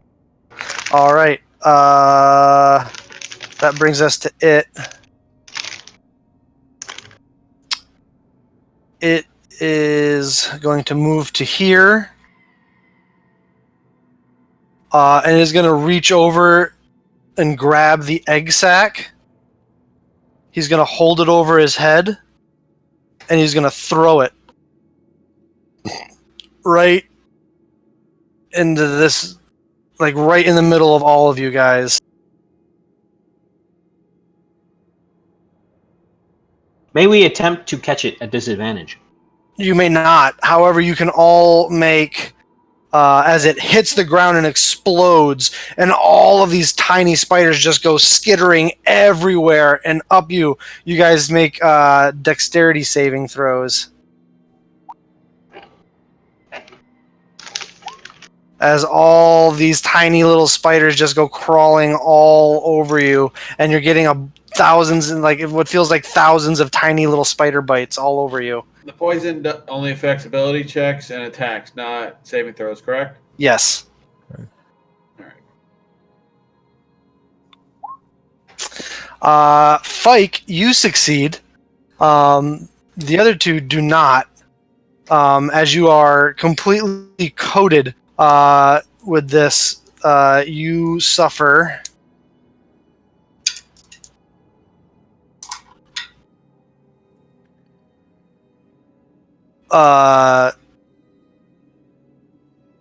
Nox and Sao. You guys suffer 14 points of piercing damage from hundreds of little spider bites. Fike, you only suffer half of that, so you suffer 7. So does that mean they those spiders that are on me take that amount of damage as well from my armor? Yes. So they all the spiders just get flash frozen as they bite you, but you still suffer. I believe it's your temporary hit point. It's all your temporary hit points though. So, but yeah, all the spiders on you just like instantly freeze, fall off of you, and shatter like they were submerged in liquid nitrogen.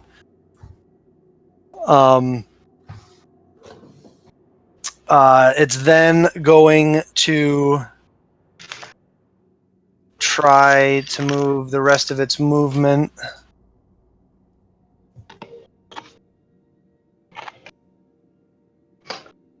over here. Fike and Nox, you can take attack of opportunities if you'd like. Oh, sorry. It didn't show up. You hit for 12 there, Nox. Fike, you also hit, and you also can use your sneak attack if you. Okay. Just put that in. For another 12. So 24 total. Alright, so it is bleeding profuse. It's looking as bad as that other one that Cortanis killed, but it is still up as it gets to there, ending its turn. Sao. Gonna be like, son of a bitch. Yeah, as you're covered in spiders. At the top of your turn, you suffer an additional 6 points of piercing damage as they're all over your body. You can use an action to get them off of you, or you're going to continue to take damage as they crawl all over you.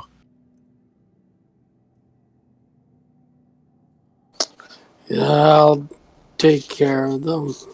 Alright, so you use your action to like shake them off and like swat at them, and you're able to clear them off of you, but that's your action. And then I'm gonna come over here. Okay, that's your movement. And could I use the bonus action offhand to attack him? No, you have to use your action to attack, and then you can use your bonus action to use your offhand. But it has to be part of you making attacks with your main hand. Oh, could I possibly retract that, or is that over? Nope, too late. Alright, well, I guess I'll stay there. Alright, so you stay there. Cortanis is going to go 5, 10. Actually, you know what she's going to do? She's going to take out her wand of magic missiles. and she's going to use 1 charge from it. Does she have...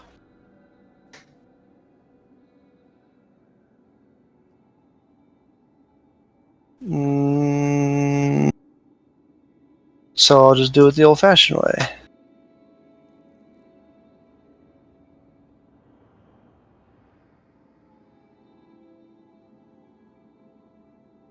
Takes 8, 9, 10, 11 points of damage. The missiles hit it in the back as it's going to run past you, Dane, and it just hits the ground, slides forward a little bit, leaving a skid of blood. As you guys look around, for the moment, it appears you seem to be out of combat. And we're going to take a 30-second bathroom break. And we'll come back, and you guys will be able to meet this new strange dwarven person that just helped you guys fight off all these creatures. D&D Beyond, everybody. D&D Beyond, everybody. We're not sponsored by them. We just love them. Yeah, we just love D&D Beyond. It is a handy tool that we don't use. Back the Kickstarter. Yeah. Yeah. No, I have all of my books like next to me. So do I. So the only reason we talk about it is because Cortanus uses it so everybody can see us. Okay. So when I start Tal'Dorei Radio with Percival Frederickstein von Musa Kowalski to roll the third, who wants to be the 90s jock rock with me? I'll be the 90s jock rock. That's something that Knox would listen to, the grungy. Well, grunge. Is it more like morning radio where you have the 3 people of normal guy, 137 guy, and then woman? Tal'Dorei Radio. All right, guys. Sorry. I'm back. I have a small bladder. What do you want from me? Hold it. No, I'm kidding. All right, so... How dare you? So the combat ends. You guys all kind of look around, realize that the danger has abated for the moment. As you also have this apparently dwarven individual as this dog comes running. Now that the danger seems to have disappeared, this dog appears to come running right back up to this dwarven individual. Is it a mastiff? It's a Saint Bernard. It's a Saint Bernard looking dog. Not as big as some Saint Bernards you've seen. Probably was the runt of the litter. Still pretty big, but yeah. If it stood on its hind legs, we would be the same size. Yeah. That's still pretty big. They don't look threatening at all? Not. I mean, he's covered in ettercap blood and guts. And weaponry. And he's covered in weaponry, but so are you guys. Yeah, no, I mean threatening as in is No, he does not appear to be attacking you or anything. Yeah. Like, now that the ettercaps are dead, he seems like he's putting his tomahawk away. Yeah. He's kind of brushing off the blood. Yeah, brushing off the blood, tending to his crossbow. Oh, I'm okay, guys. You guys see that I have a handkerchief around my neck that I'm using to clean off my face. And as I say, I'm okay. I will fall to the ground and just lay there for a couple seconds. All right, you fall into a bunch of spider webs. But you're already covered with spider webs anyway, so it's just kind of like whatever at this point. I'm going to toast the rest of them. Yeah, before you do that, I see that, Seo, that you're covered in spiders and go, hey, Fireboy, you might want to burn those off first. Actually, he got him off of him. He used his action to do that. Okay. I stepped away to do that. Yeah. Oh, sorry. You should refrain, Seo. If you recall, the outburst of spider hatchlings at the last ruins we have encountered. Yeah, just give me a second, say I'll burn them. Just give me like All 5 right, minutes. I'm gonna just pat Knox on his shoulder, and I'm gonna dump my whole healing pool into him, which currently is 20 hit points. Oh, so you get another 20 hit points, Noxus. Woo! Whoa! Holy cow! That was freaking awesome. All right, I'm ready. What am I doing? You Ooh, probably what the hell shouldn't was take a rest that? after. You shall be a bit of patience, Noxus, before we clear the room. Greetings, Master I just Dwarf. feel- Sorry for ignoring you at this point. My companions apparently have no concern for strangers. I'm concerned about Knox. My apologies. Also, I would like my ribbon back, please. You retrieve it from Sao. Thank It is- you. Tie my hair up. Dane, Yes. Shango was talking to you. Yeah, I'm sorry. I was waiting for a time to talk. Oh, no worries. It's all right. Did you guys just get here? As you can see by the ropiness dropping through the ceiling, indeed, yes, we just arrived. Are you home to these caverns? Oh, no. I'm from Western. I just came down here for a hunt. If you wouldn't mind stepping back into the hallway for a second while our friend Noxus is taking care of the pesky spiderlings in here. Well, we could search the sarcophagi real quick. There might be something valuable in there that might be good in a future fight. If you would like to disturb the dead, feel free. Dane, make a religion check for me. Sure.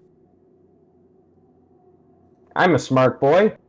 Mm, You remember as you were coming in here, there was a big symbol over the double doors to the main entrance.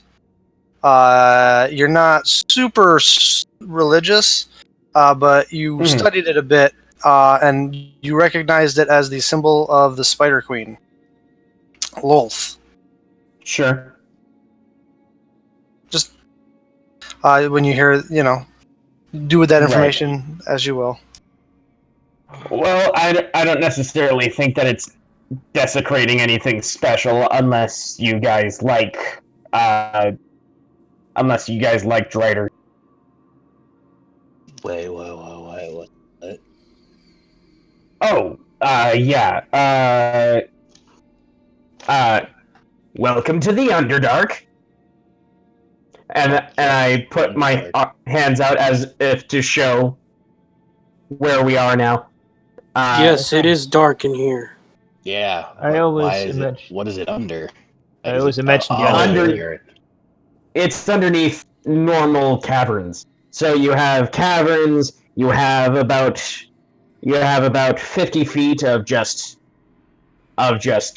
dirt and soil, and that's when you start to get to the Underdark. You guys are currently in like upper management right now. I always imagine the Underdog to be bigger. Well, it's bigger outside. You're currently in a church to Lolth. Lovely. Wait. Is the hooded lantern still sitting on the sarcophagus? Yep. All right, I grab that and start stepping down next to Dane out of the room. Okay. Well, let's take care of these spiders. I don't like spiders, so. Yeah, I can help you with that. Fire usually does the trick with spider webs. Don't if you you worry. got- I got some fire. If you guys need a place to stay, I can take you to a small village nearby. I'm thoroughly confused, so I'm going to back out of the room. But Father. Okay. I'm gonna end that there. Okay then. Okay, bye. What's Blondie's problem? He's a ginger. He's Say still. Say The out. father is- You gotta get out of the room. Get out of the room. Yeah. Okay. I will kind of step to where I know the radius is that will allow me to do what I have to do, so I don't hurt myself. Why don't we do this? There you go. We You moved might here want to with move us. the nest back. Oh, well, whatever. You know what I mean. I feel And- funny, guys. And while they're all talking, I will expend 3 fireballs while they're talking. 3? Yeah, Why because 3? Why? Oh, One, and one one. engulfs the entire thing. Yeah, one gets you the whole room. Then I will only do one and save. No, save the Katanas, money. get out of there! No. Yeah. Katanas! That's a fireball. No! Katanas, no! I'm just using her as a, but that's a fireball. She's Radius. the ball. Fire. So yeah, you can use one and get the whole room. I'd do This that. is why I was telling. This is why I was like, you probably don't want to set a fireball off while you're in there. Drop it right at my feet. Bam. I would have. No, I wouldn't have. That would have been dumb. So yeah, I do that, and I burn those 3 while they talk. All right. Father, it is appreciated that you refrain from rummaging through the tombs. So as you guys are When out you in the do, hall. I instinctively plug up my ears as the screams of baby spiders can be heard.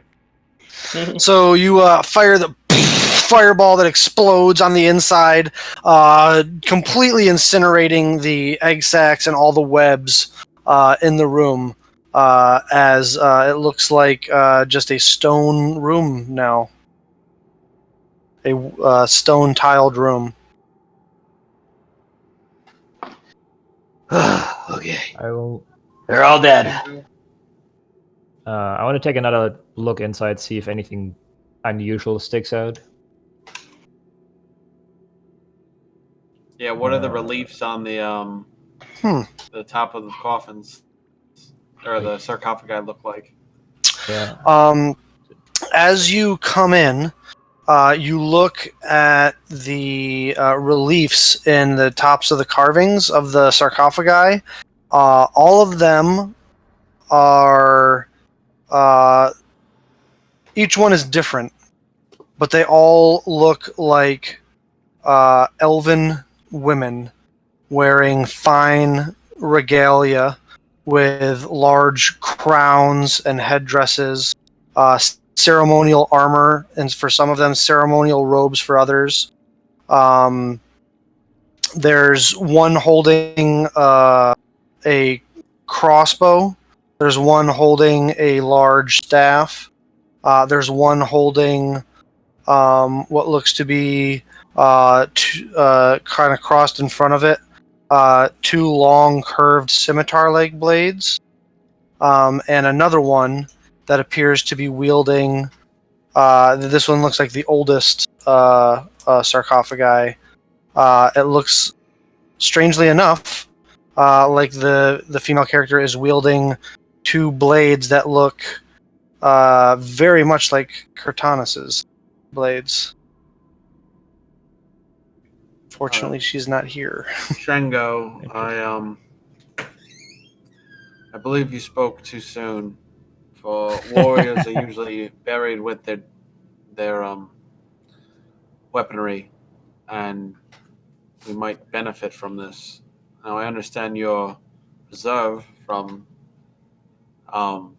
disturbing the dead, but you may feel free to leave the room if you do not wish to watch.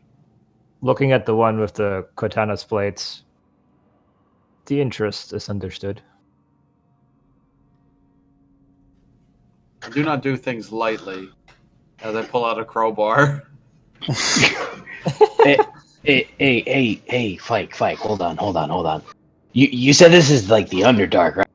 Like they're undead or anything, or zombies or All right, whatnot. Yeah, give me a If you second. open that, are we gonna get attacked? It's all right. Give me 6 seconds, and I cast Divine Sense. So consecrated, desecrated, fey, fiend, undead, anything within 60 feet. Yeah. Dane, what are your favored terrains again?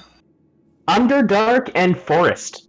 All right, so you could probably answer that question for Noxus. However, Fike, as you use your divine sense, you do not sense any undead or fiends or celestials within 60 feet of you. You do not sense any desecrated ground. But you do sense that this is consecrated ground. Evil Holy consecration. diver! This is holy ground. Holy diver!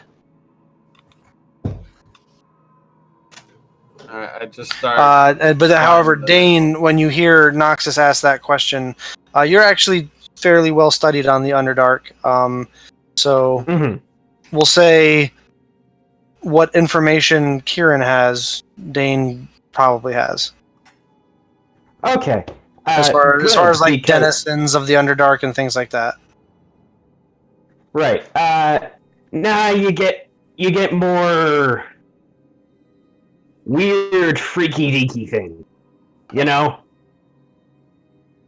No, I've never Okay. even heard of the Very Underdark. specific you are. Okay. Think of it like this. What is a nightmare that you have? A dragon destroying my home. Okay. I'm naked in the middle of the town square. And I. Okay. Like that was a month ago, not a nightmare. You actually were. Oh, hey, yeah, you did do that. Yeah. My brother dead, but apparently alive. But maybe he's a prisoner and he's undead. But I don't know.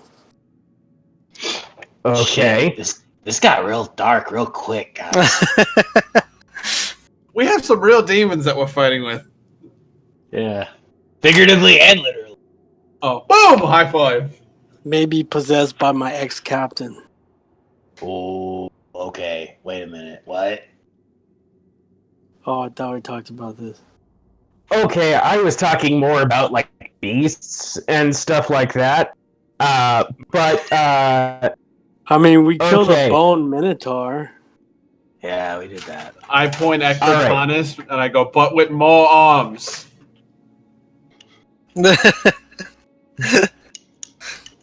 She just kind of smiles. This like uncontrollable like half smirk comes across her face.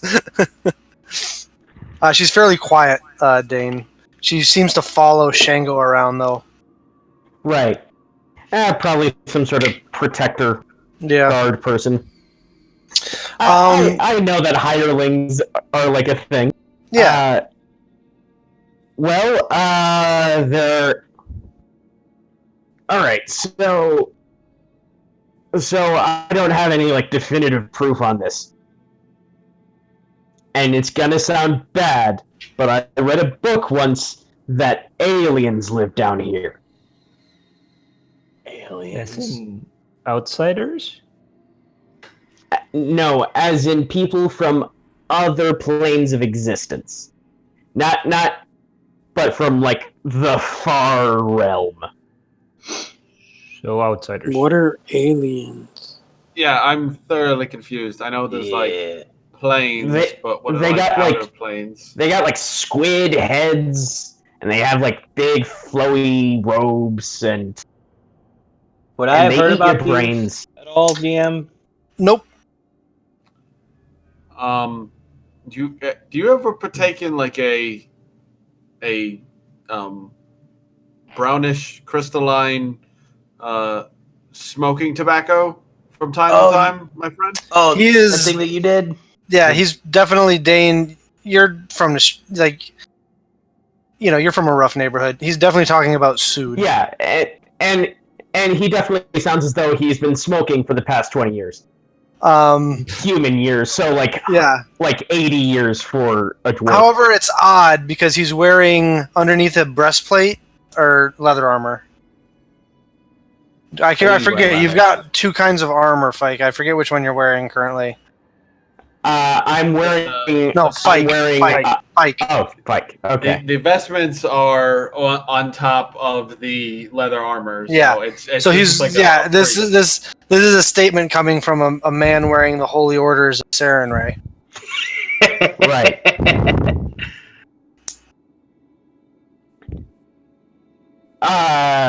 Well, there's those, but the main thing you're gonna get down here are drow. Now, do you guys know what drow are?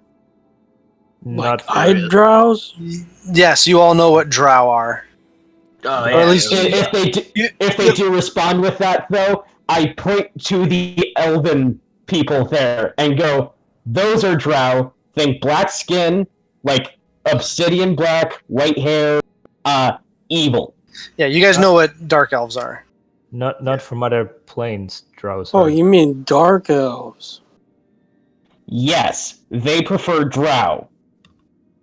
You spoke of inhabitants of other planes. Drow are home to the Drow are material not. plane, No. so- Well, elves kind of with the Feywild, Oh. but that's a completely different thing. Indeed. No, I'm talking about things that are most commonly gonna. There are 3 different types of people down here. There are the drow, keep away from them. There are the Duragar. They're like dwarves, but dark skin as well, and bad, and will kill you and slave you off. And then there's the Smurfeblin, and they're difficult to deal with, but they won't kill you on sight. Noted. What was the last one? The Smurfeblin. And what does that look like? Is that even a real thing? That's definitely not a real thing. That's a can't be made-up real. word. That's 100% a made-up word. That's all There's no- That there's totally such sounds like some kind of weird blue creature or something. That's definitely never like seen. that's definitely like something you cough up when you're sick. I'm sorry, who is the expert here? Well, I guess you technically because you But I live mean- down here. So. By the way, I'm Either trying way, to. those are the 3 main humanoids you're gonna come into contact with. I'm currently staying at a Smurfeblin village. If you want to know what a Smurfeblin looks like, you can follow me. But first, I'm gonna make sure that there aren't any more nests in here. All right. Well, some of them came out of that door behind that sarcophagus, so you might want to check that way. I suggest someone go with them. I'm gonna reclaim some artifacts, and I'm gonna start crowbarring the shit out of this thing. Which one? I'm gonna help Fike. This one? Fike. Yeah, the one that I'm next. All right. I'm gonna stand by. might I suggest pushing rather than crowing? It's not that hard. You use the crowbar and you you push it off. As you look inside, it appears to be a long, decayed and dead corpse. Not even a corpse, just a skeleton. That is inside of some sort of ceremonial robes that are mostly like rotted away. And the entire inside of the sarcophagus is covered in cobwebs. Well, that thing's dead. Yeah, if you want to. Oh, we need a torch. Shango, can we borrow a torch, please? Why not use the one that's on the floor next to you? I assumed it's wet and it's covered in goo, and I don't want to touch Is it still burning? Yep. Fine. You pick it up, hold it over, and you now see in color the same thing that you saw previously. Ooh, in color. Does it start to destroy the webs a little bit as I'm fanning it over? You put it in, and the webs are so old and dried that they almost like flash paper just through the entire inside of the sarcophagus. And actually, because they're so dried and rotted out, the robes around the skeleton also catch fire pretty quick. And there's actually a pretty decent fire going inside this little sarcophagus now. Ah, shit. No, not good. But it helps light up the entire chamber. All right. Do I see anything in there besides just wreaths of flames? Now the only thing inside there that you can see appears to be fire and a skeleton that is burning. All right, we'll come back to this one. We'll learn from our mistakes. I'll start opening. You force the other one. What? Can I Sorry? step up to the one that has katana swords while they're doing their shenanigans? Sure, that one is the one right in the middle here. Metal. I give them also like a raised eyebrow as it goes up in flames. I'm like, oh, okay. Is there any sorts of writing over this or any sorts of marking? Make an investigation check. Investigation. 22. Looking around, the majority of the surface of the top of this lid of the sarcophagus is the almost like life-sized relief carving of what you imagine is probably the resident of said sarcophagus. At the bottom, you can see what looks like writing. What languages do you understand? Common and celestial and primordial. You do not recognize the language, though. Okay, but I do think it's a written language. Yeah. Okay, I will therefore pull out my handy dandy letter book and start ritually casting comprehend languages. Okay, so you're doing that for the next 10 minutes or so? Yeah, I believe. maybe real quick before I start, I just motion Katana's to. I assume she has seen it to go check it out too. Yeah, she's examining it. She doesn't seem too shocked by it, to be honest. Yep. All right, so I'll do that for the next 10 minutes. All right. Fike and Noxus, you guys are going to the next sarcophagus? Yeah. Yeah. Instead of burn it, I'm just gonna start rooting around in there. All right. So the one in the back of the room, or the one over by the secret entrance, or? Let's do the one in the back of the room. Why not? All right. So you open up the back one in the back of the room, pushing the slab over, and it falls onto the stone floor on the side. And you start rooting around in there. You said. Yeah. This one was the one that had the scimitar blades and the ceremonial armor on the female elven figure. You start rooting around on the inside. There doesn't appear to be anything other than skeletal corpse. Well, looks like we gotta move to the next one. All right. Let's keep going. I burned that one too. All right, so you push that. You burn that one. Oh yeah. All right. You go over to the other one. This is the one that has the crossbow. And you push it over. Push the side over. And investigate inside this one as well. Again, just a corpse. Appears to be some sort of mausoleum. Well, let's do the last one. That's the one that Shango is sitting next to, casting a ritual spell.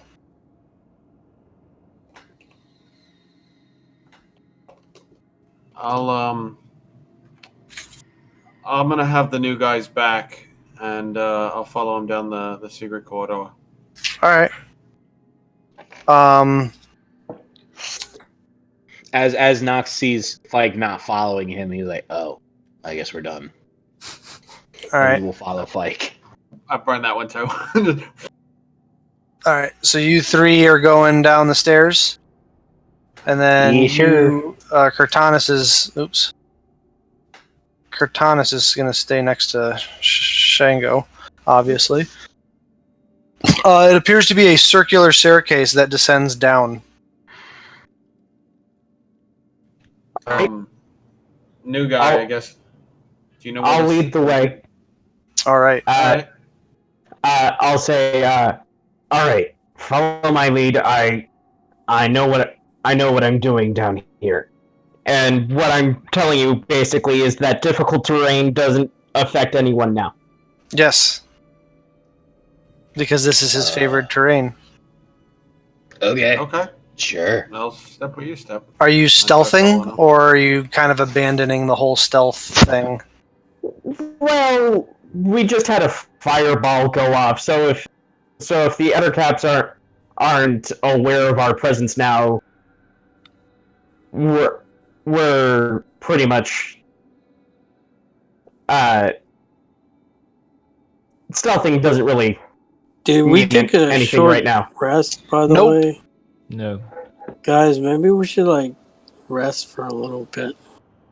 You're talking to Shango and Cortanis. The other three are gone. Yeah, and Django is just zoned out, basically. Focus on the book. Okay. Well, I guess we're taking a rest because I don't know where the other guys went. You guys come down the stairs and come out right here into a room that is filled with several more of those egg sacs. All right, let's burn them with fire. Yes, indeed. Oh, by the way, new guy, I'm Father Fike.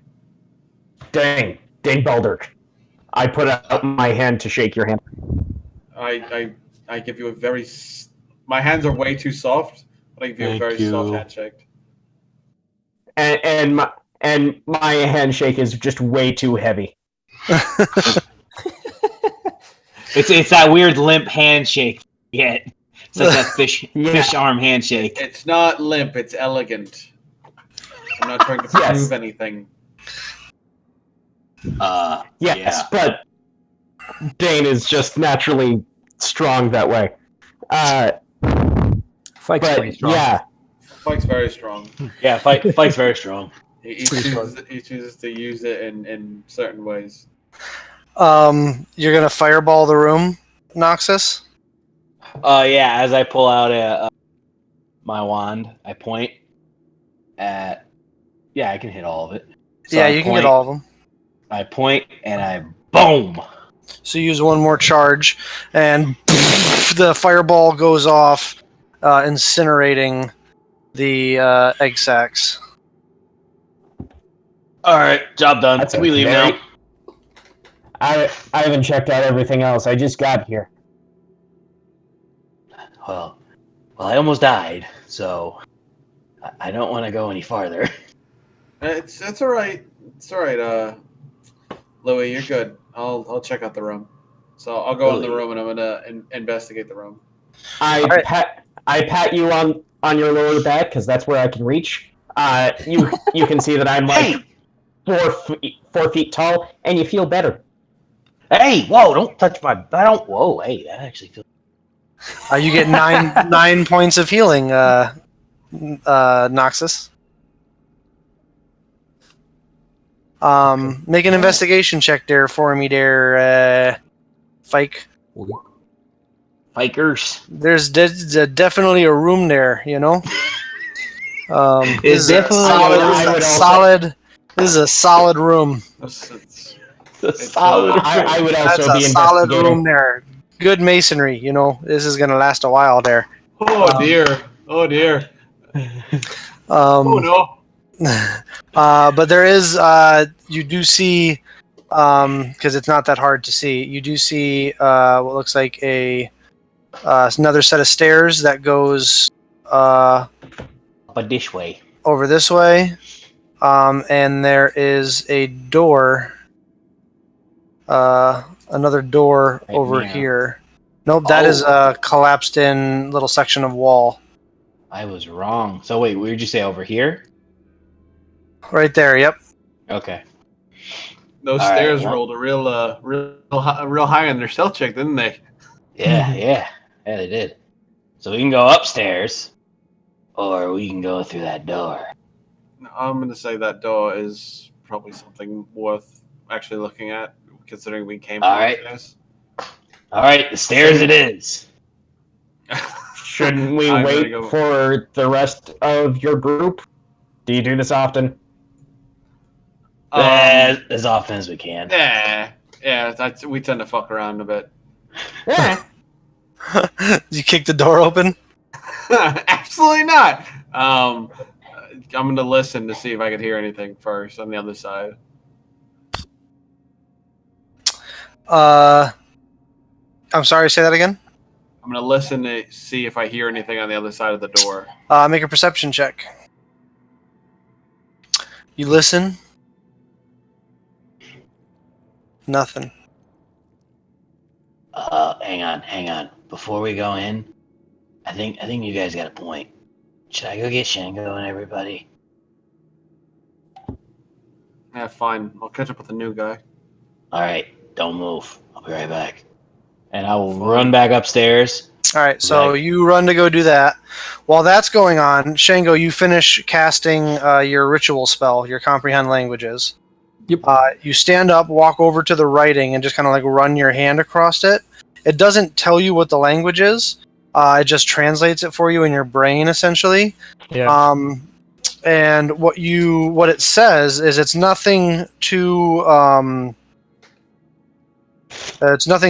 too complicated. It just says Empress Celine Solume. Celine Solume. And it gives dates to a calendar you are unfamiliar with. You imagine that they are probably birth dates and death dates. All right. While I go over, I'm gonna mutter those words out. Empress Celine Solume. It's Soluime.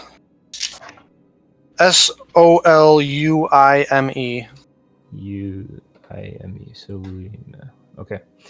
And the dates that don't mean much to me. I guess I just mutter out the numbers. You understand that they're dates. They're just from a calendar that you don't. Yeah. That's not one that you recognize. Is this recognizable to you, Kotanas? She looks it over and says, "Other than the blades, my lord, no." Okay. So Empress and the dates don't ring a bell with her. No, it doesn't ring a bell for her. Were these common? I do not see many of them around. In my day, they were a common armament of choice. Interesting. Oh, I'll let the Empress rest. With that, you hear footsteps running back up the stairs, and you see Noxus appear. Oh shit! That's a lot of stairs. Welcome. Hey, we found a door, and Are you in we were danger? about to. Well, I don't know yet, not yet, but rather be safe than sorry. You guys want to come look at the door? There's a door? Yeah, I mean, it doesn't look like anything. Thought you guys Alright. might want me. The whole splitting up thing never works out. So, thought I'd come and get you. Yes. Alright. Thank you for your patience. You shall follow. All right, so you guys start walking back down. As we cut back to Dane and Fike standing outside the door. Does your dog have a name?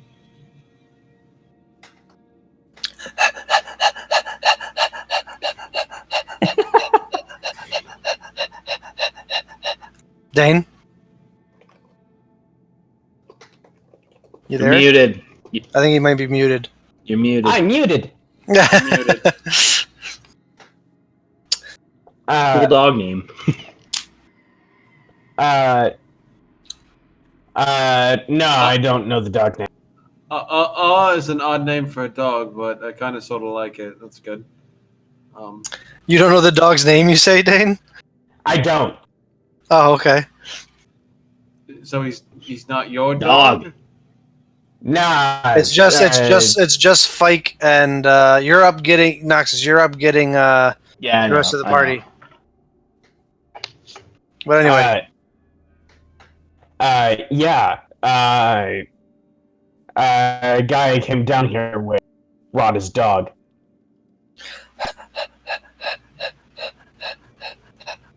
Okay. I mean, it's very strange. How did you get down here? Contract. No, like physically, how did you get down here? Oh, I know a way through Crackhammer.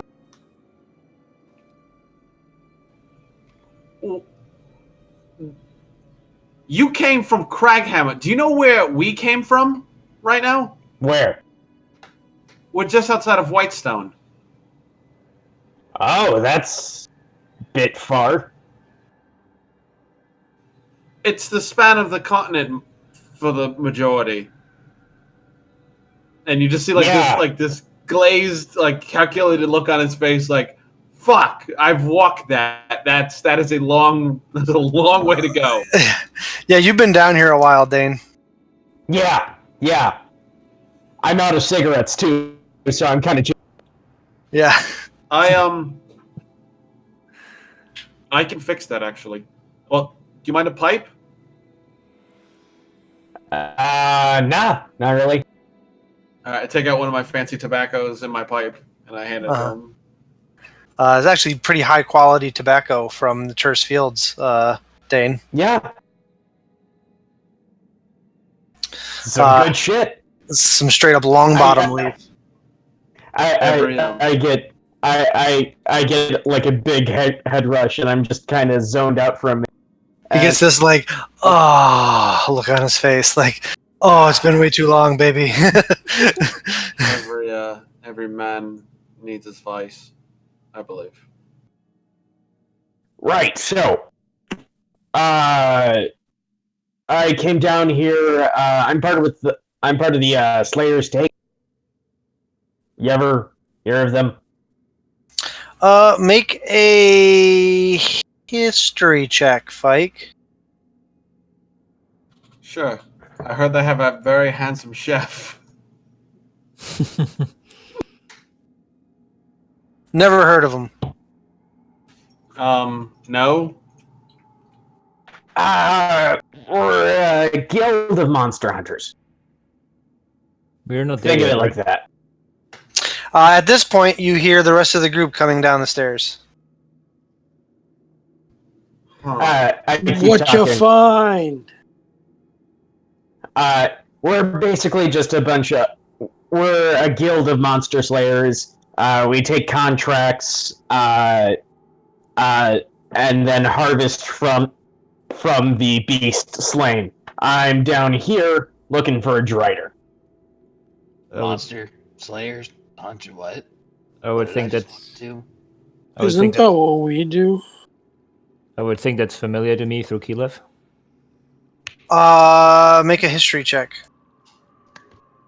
Which you have not talked about at some point. Being We'll see. part of them. Based on your check. Nope. She may have, but you were never around when she did. Wait, so what? You said So you I have- was never around when she did. Yeah, so you have no idea who the Slayer's Take are. Okay. Poopy. You may have never seen the symbol on her arm because of her mantle or something. The mantle.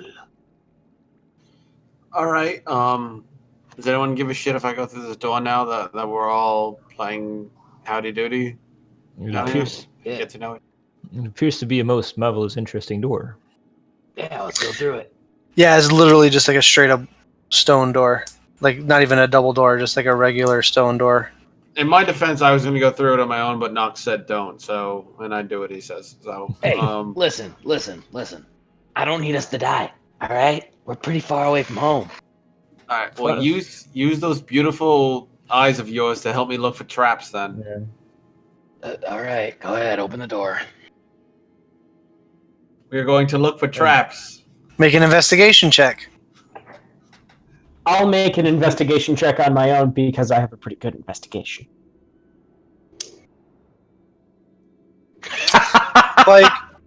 Fike, you have seen. You looked at a lot of doors that you thought might be trapped. You've never been more certain in your whole life that this door is not trapped. You are so sure of yourself that you just go ahead and push the door open. All right. Fair enough. I mean, it's a Do zero. I notice like, it's trapped with my 24? As you push the door open, Fike, you just walk through it because nothing happens. It's all good, man. It's all good. However, inside the room, there are 2 more of those large pulsing egg sacs. Fike, and as you step through the threshold, you can see. You actually notice now for the first time. You couldn't tell before because the other egg sacs were on these like statues, these full-figured statues. So you thought it just blended in, but these sacs appear to grow out of the chest of some sort of a humanoid. Oh. Bango, What? please come take a look at this. I'll step up. What have you found, Father? You step up, Shango, and as you look in the room, you see these egg sacs. These ones are a little bit smaller than the other ones, so they haven't fully encompassed what they're growing around. So you can see some like arms and legs draping out, and it almost appears as like this egg sac, almost like a hive that has grown out of this open chest cavity of this male humanoid figure. We seem to have found the kidnapped bachelors. How many sacks did we destroy? You were there 4 in the first room, 4 in the second room, and then these 2 more. And there was 12 taken, and the 13th is the one that Shango murdered. Yes. Sacrifice necessary. If I didn't say that, John. Yeah, that was an aside. That was a Deadpool to the Gotcha. camera. Yeah, maximum effort. Yeah. So if your math is correct, I believe we have more egg sacs to kill. So let's blow this one up and then let's go find the others. Okay. I step out of the room. Remember, there were 2 at the first house that you found as well. Yep. So 2, 4.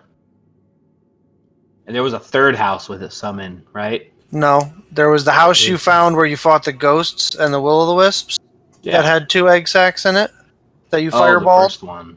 Yep. All right, yeah. If we kill 4 these in 2, the- that's 12. Yeah. So we found 12 total so far? Yes, you have found 12 total egg sacs. And that's all we needed to find. Because there was 12 taken, correct? Yeah, I mean, Fike is kind of finally putting this math together in his head. Yeah. Because this is 12 taken. these are the smallest 13 egg sacs you've found thus far, and they are also which is why it's the first time you've noticed they weren't full-sized egg sacs. So this is the first time you've noticed that they have these, that they grow the way that they do. Okay. A host is needed for the hatchlings to feed. Essentially. Yeah, my thoughts exactly. Well, We should not rely on the certainty that only the kidnapped bachelors are taken as hosts. Dane, you know exactly what these are. Right. Would you share it with the party? Probably, yeah. Yeah, these are. This is Once I'm able to get a good look at it. Yeah, once you get a good look at it, this is exactly what happens to a Drider's mate. Oh. She must be near. So is it like a So praying is it- mantis type situation? It's more of how a literal spider mates.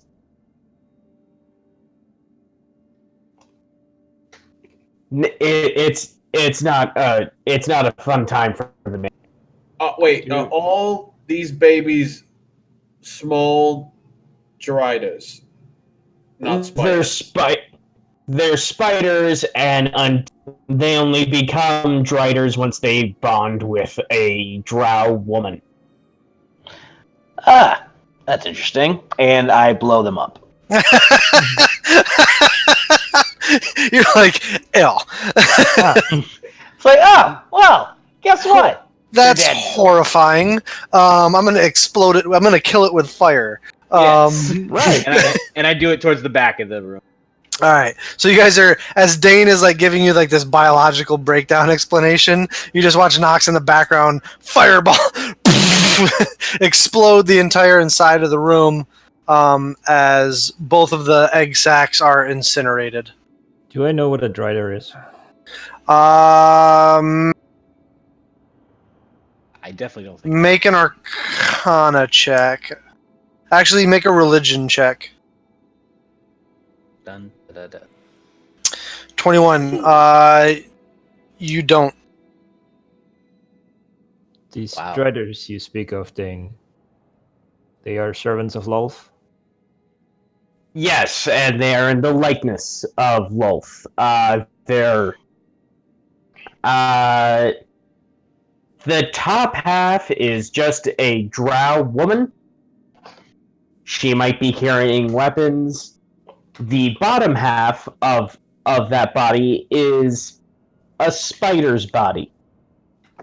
Oh, well, they can't be that big. I mean, what?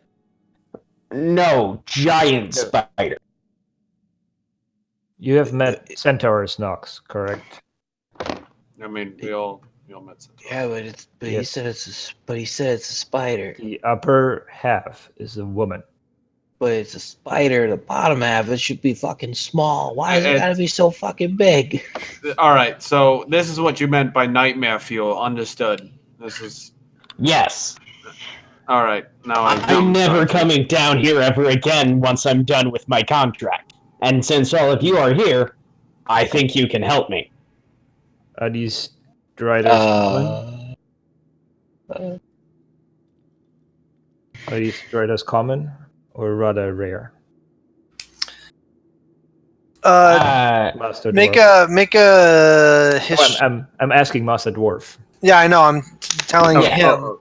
him to make a just a straight intelligence check. Okay. 15. You know what you know about driders from your studying of the Underdark and in prepping for this hunt is a lot of what you've said already. You know, driders, oddly enough, are usually a form of punishment that Lolth will put on female drow that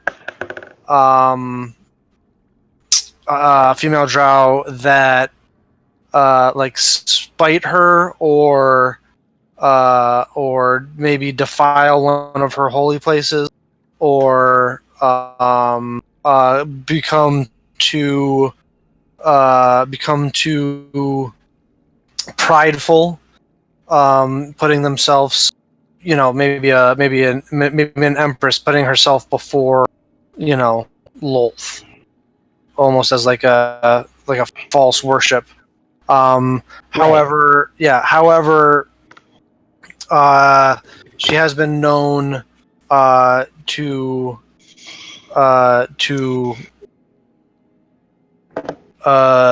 give it as a gift as well. Yeah.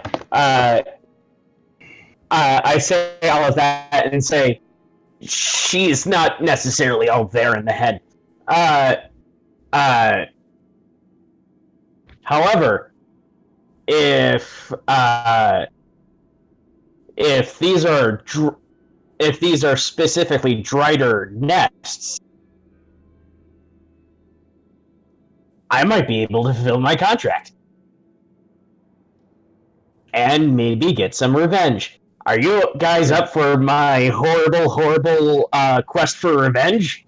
No, fuck You're you! adventurers. You are a fucking No, crazy hell no. person. We are here The to fuck? kill. Yeah, this is fucking madness. I'm sorry. Your Madness? Your revenge is there Val to kick someone down. Your revenge I'm glad someone picked up on it. I punt him 10 feet into the air. your revenge is your personal matter, Master Dwarf. Yet looking to the rest of my party, it appears the champion of Lolth we might have found. Oh, gosh damn it! Mother, really? God, I don't A want to do gift, this. a gift given to one of her followers, connected to the sacrifices. How can a gift also be a punishment? That's like if I kicked you in the shin and I said, for taking that so well, I kick you in the shin again. It's like It paying makes somebody. no sense. It's like paying somebody to kick you in the balls. No, Dane we- explains. For those drow females that get so like Snow White, mirror on the wall, who's the fairest of them all. Like Medusa, who's only cared so much about her beauty, was cursed with the horrible visage and the snakes for hair and everything like that, because she put her beauty above like Venus even. So, however, a true devout follower of Lolth would look at taking on such an appearance as a being able to live more like her and as a blessing. Oh, so brainwashing. Got it. Yeah. Poor examples you take Yes. as these gifts and punishments comparison. The same thing can very much be a gift or a punishment, or a gift with a burden that can be taken as a punishment. Say Lolth gives the transformation into the Trider to one of her followers, increasing her power, which is a gift, yet also imbuing her with the task to regain control of Tel'Darai, which is a great burden to be placed on the champion, and such can be seen as a punishment. So you're saying with great power comes great responsibility. It can. Or All a right. great burden. Uh-huh.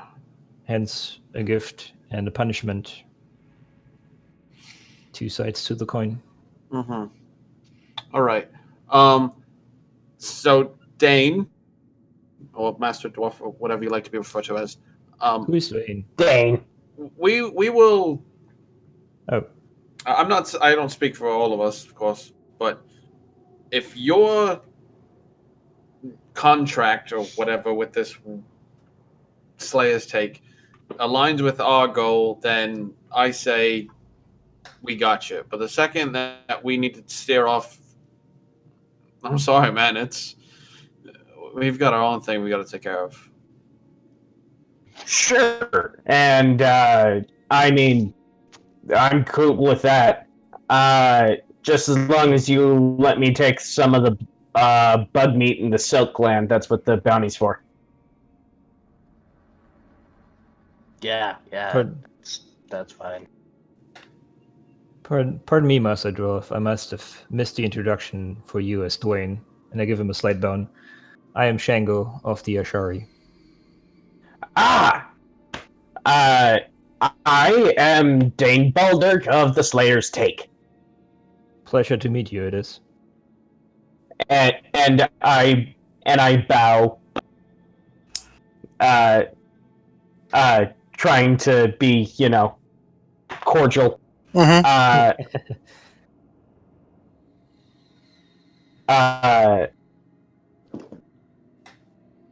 So,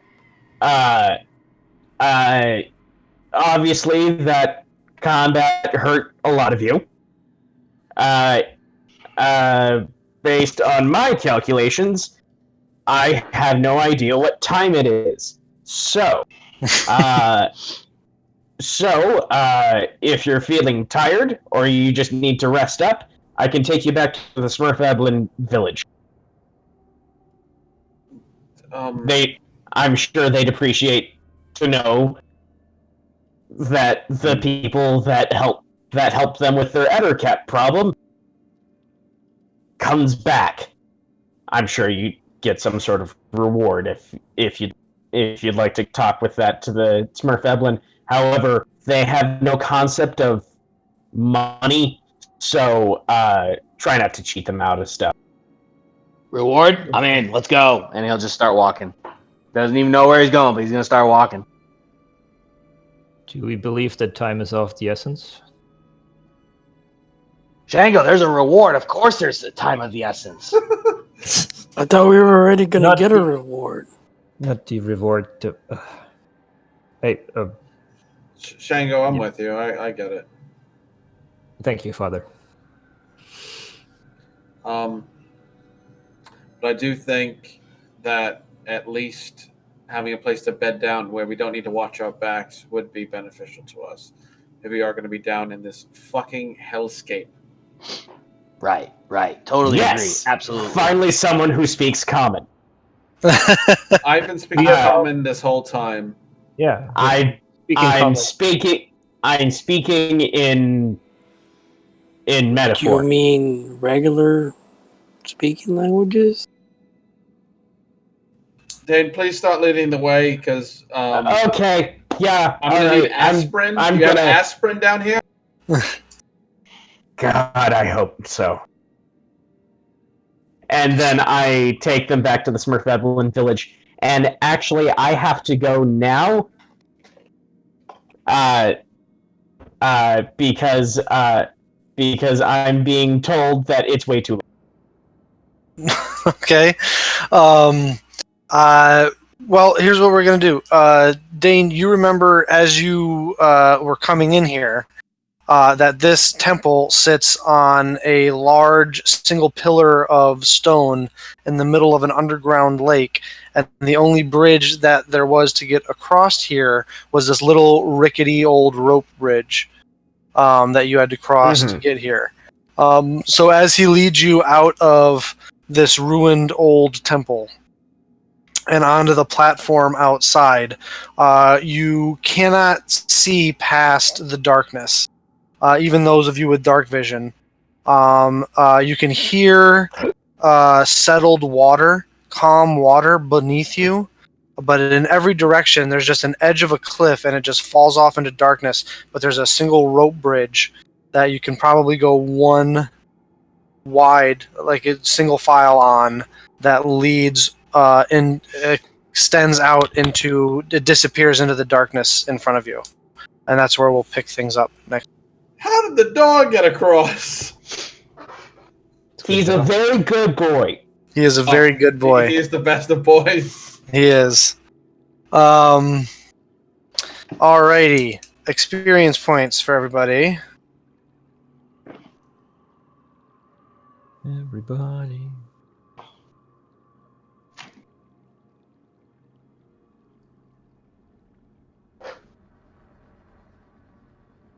All right. Nox and Sayao, you each got 9 experience points. Shango and Dane, you both got 10. And Fike, you got 12. So close. Cool. I leveled. So close. Ooh, Nox leveled. I was really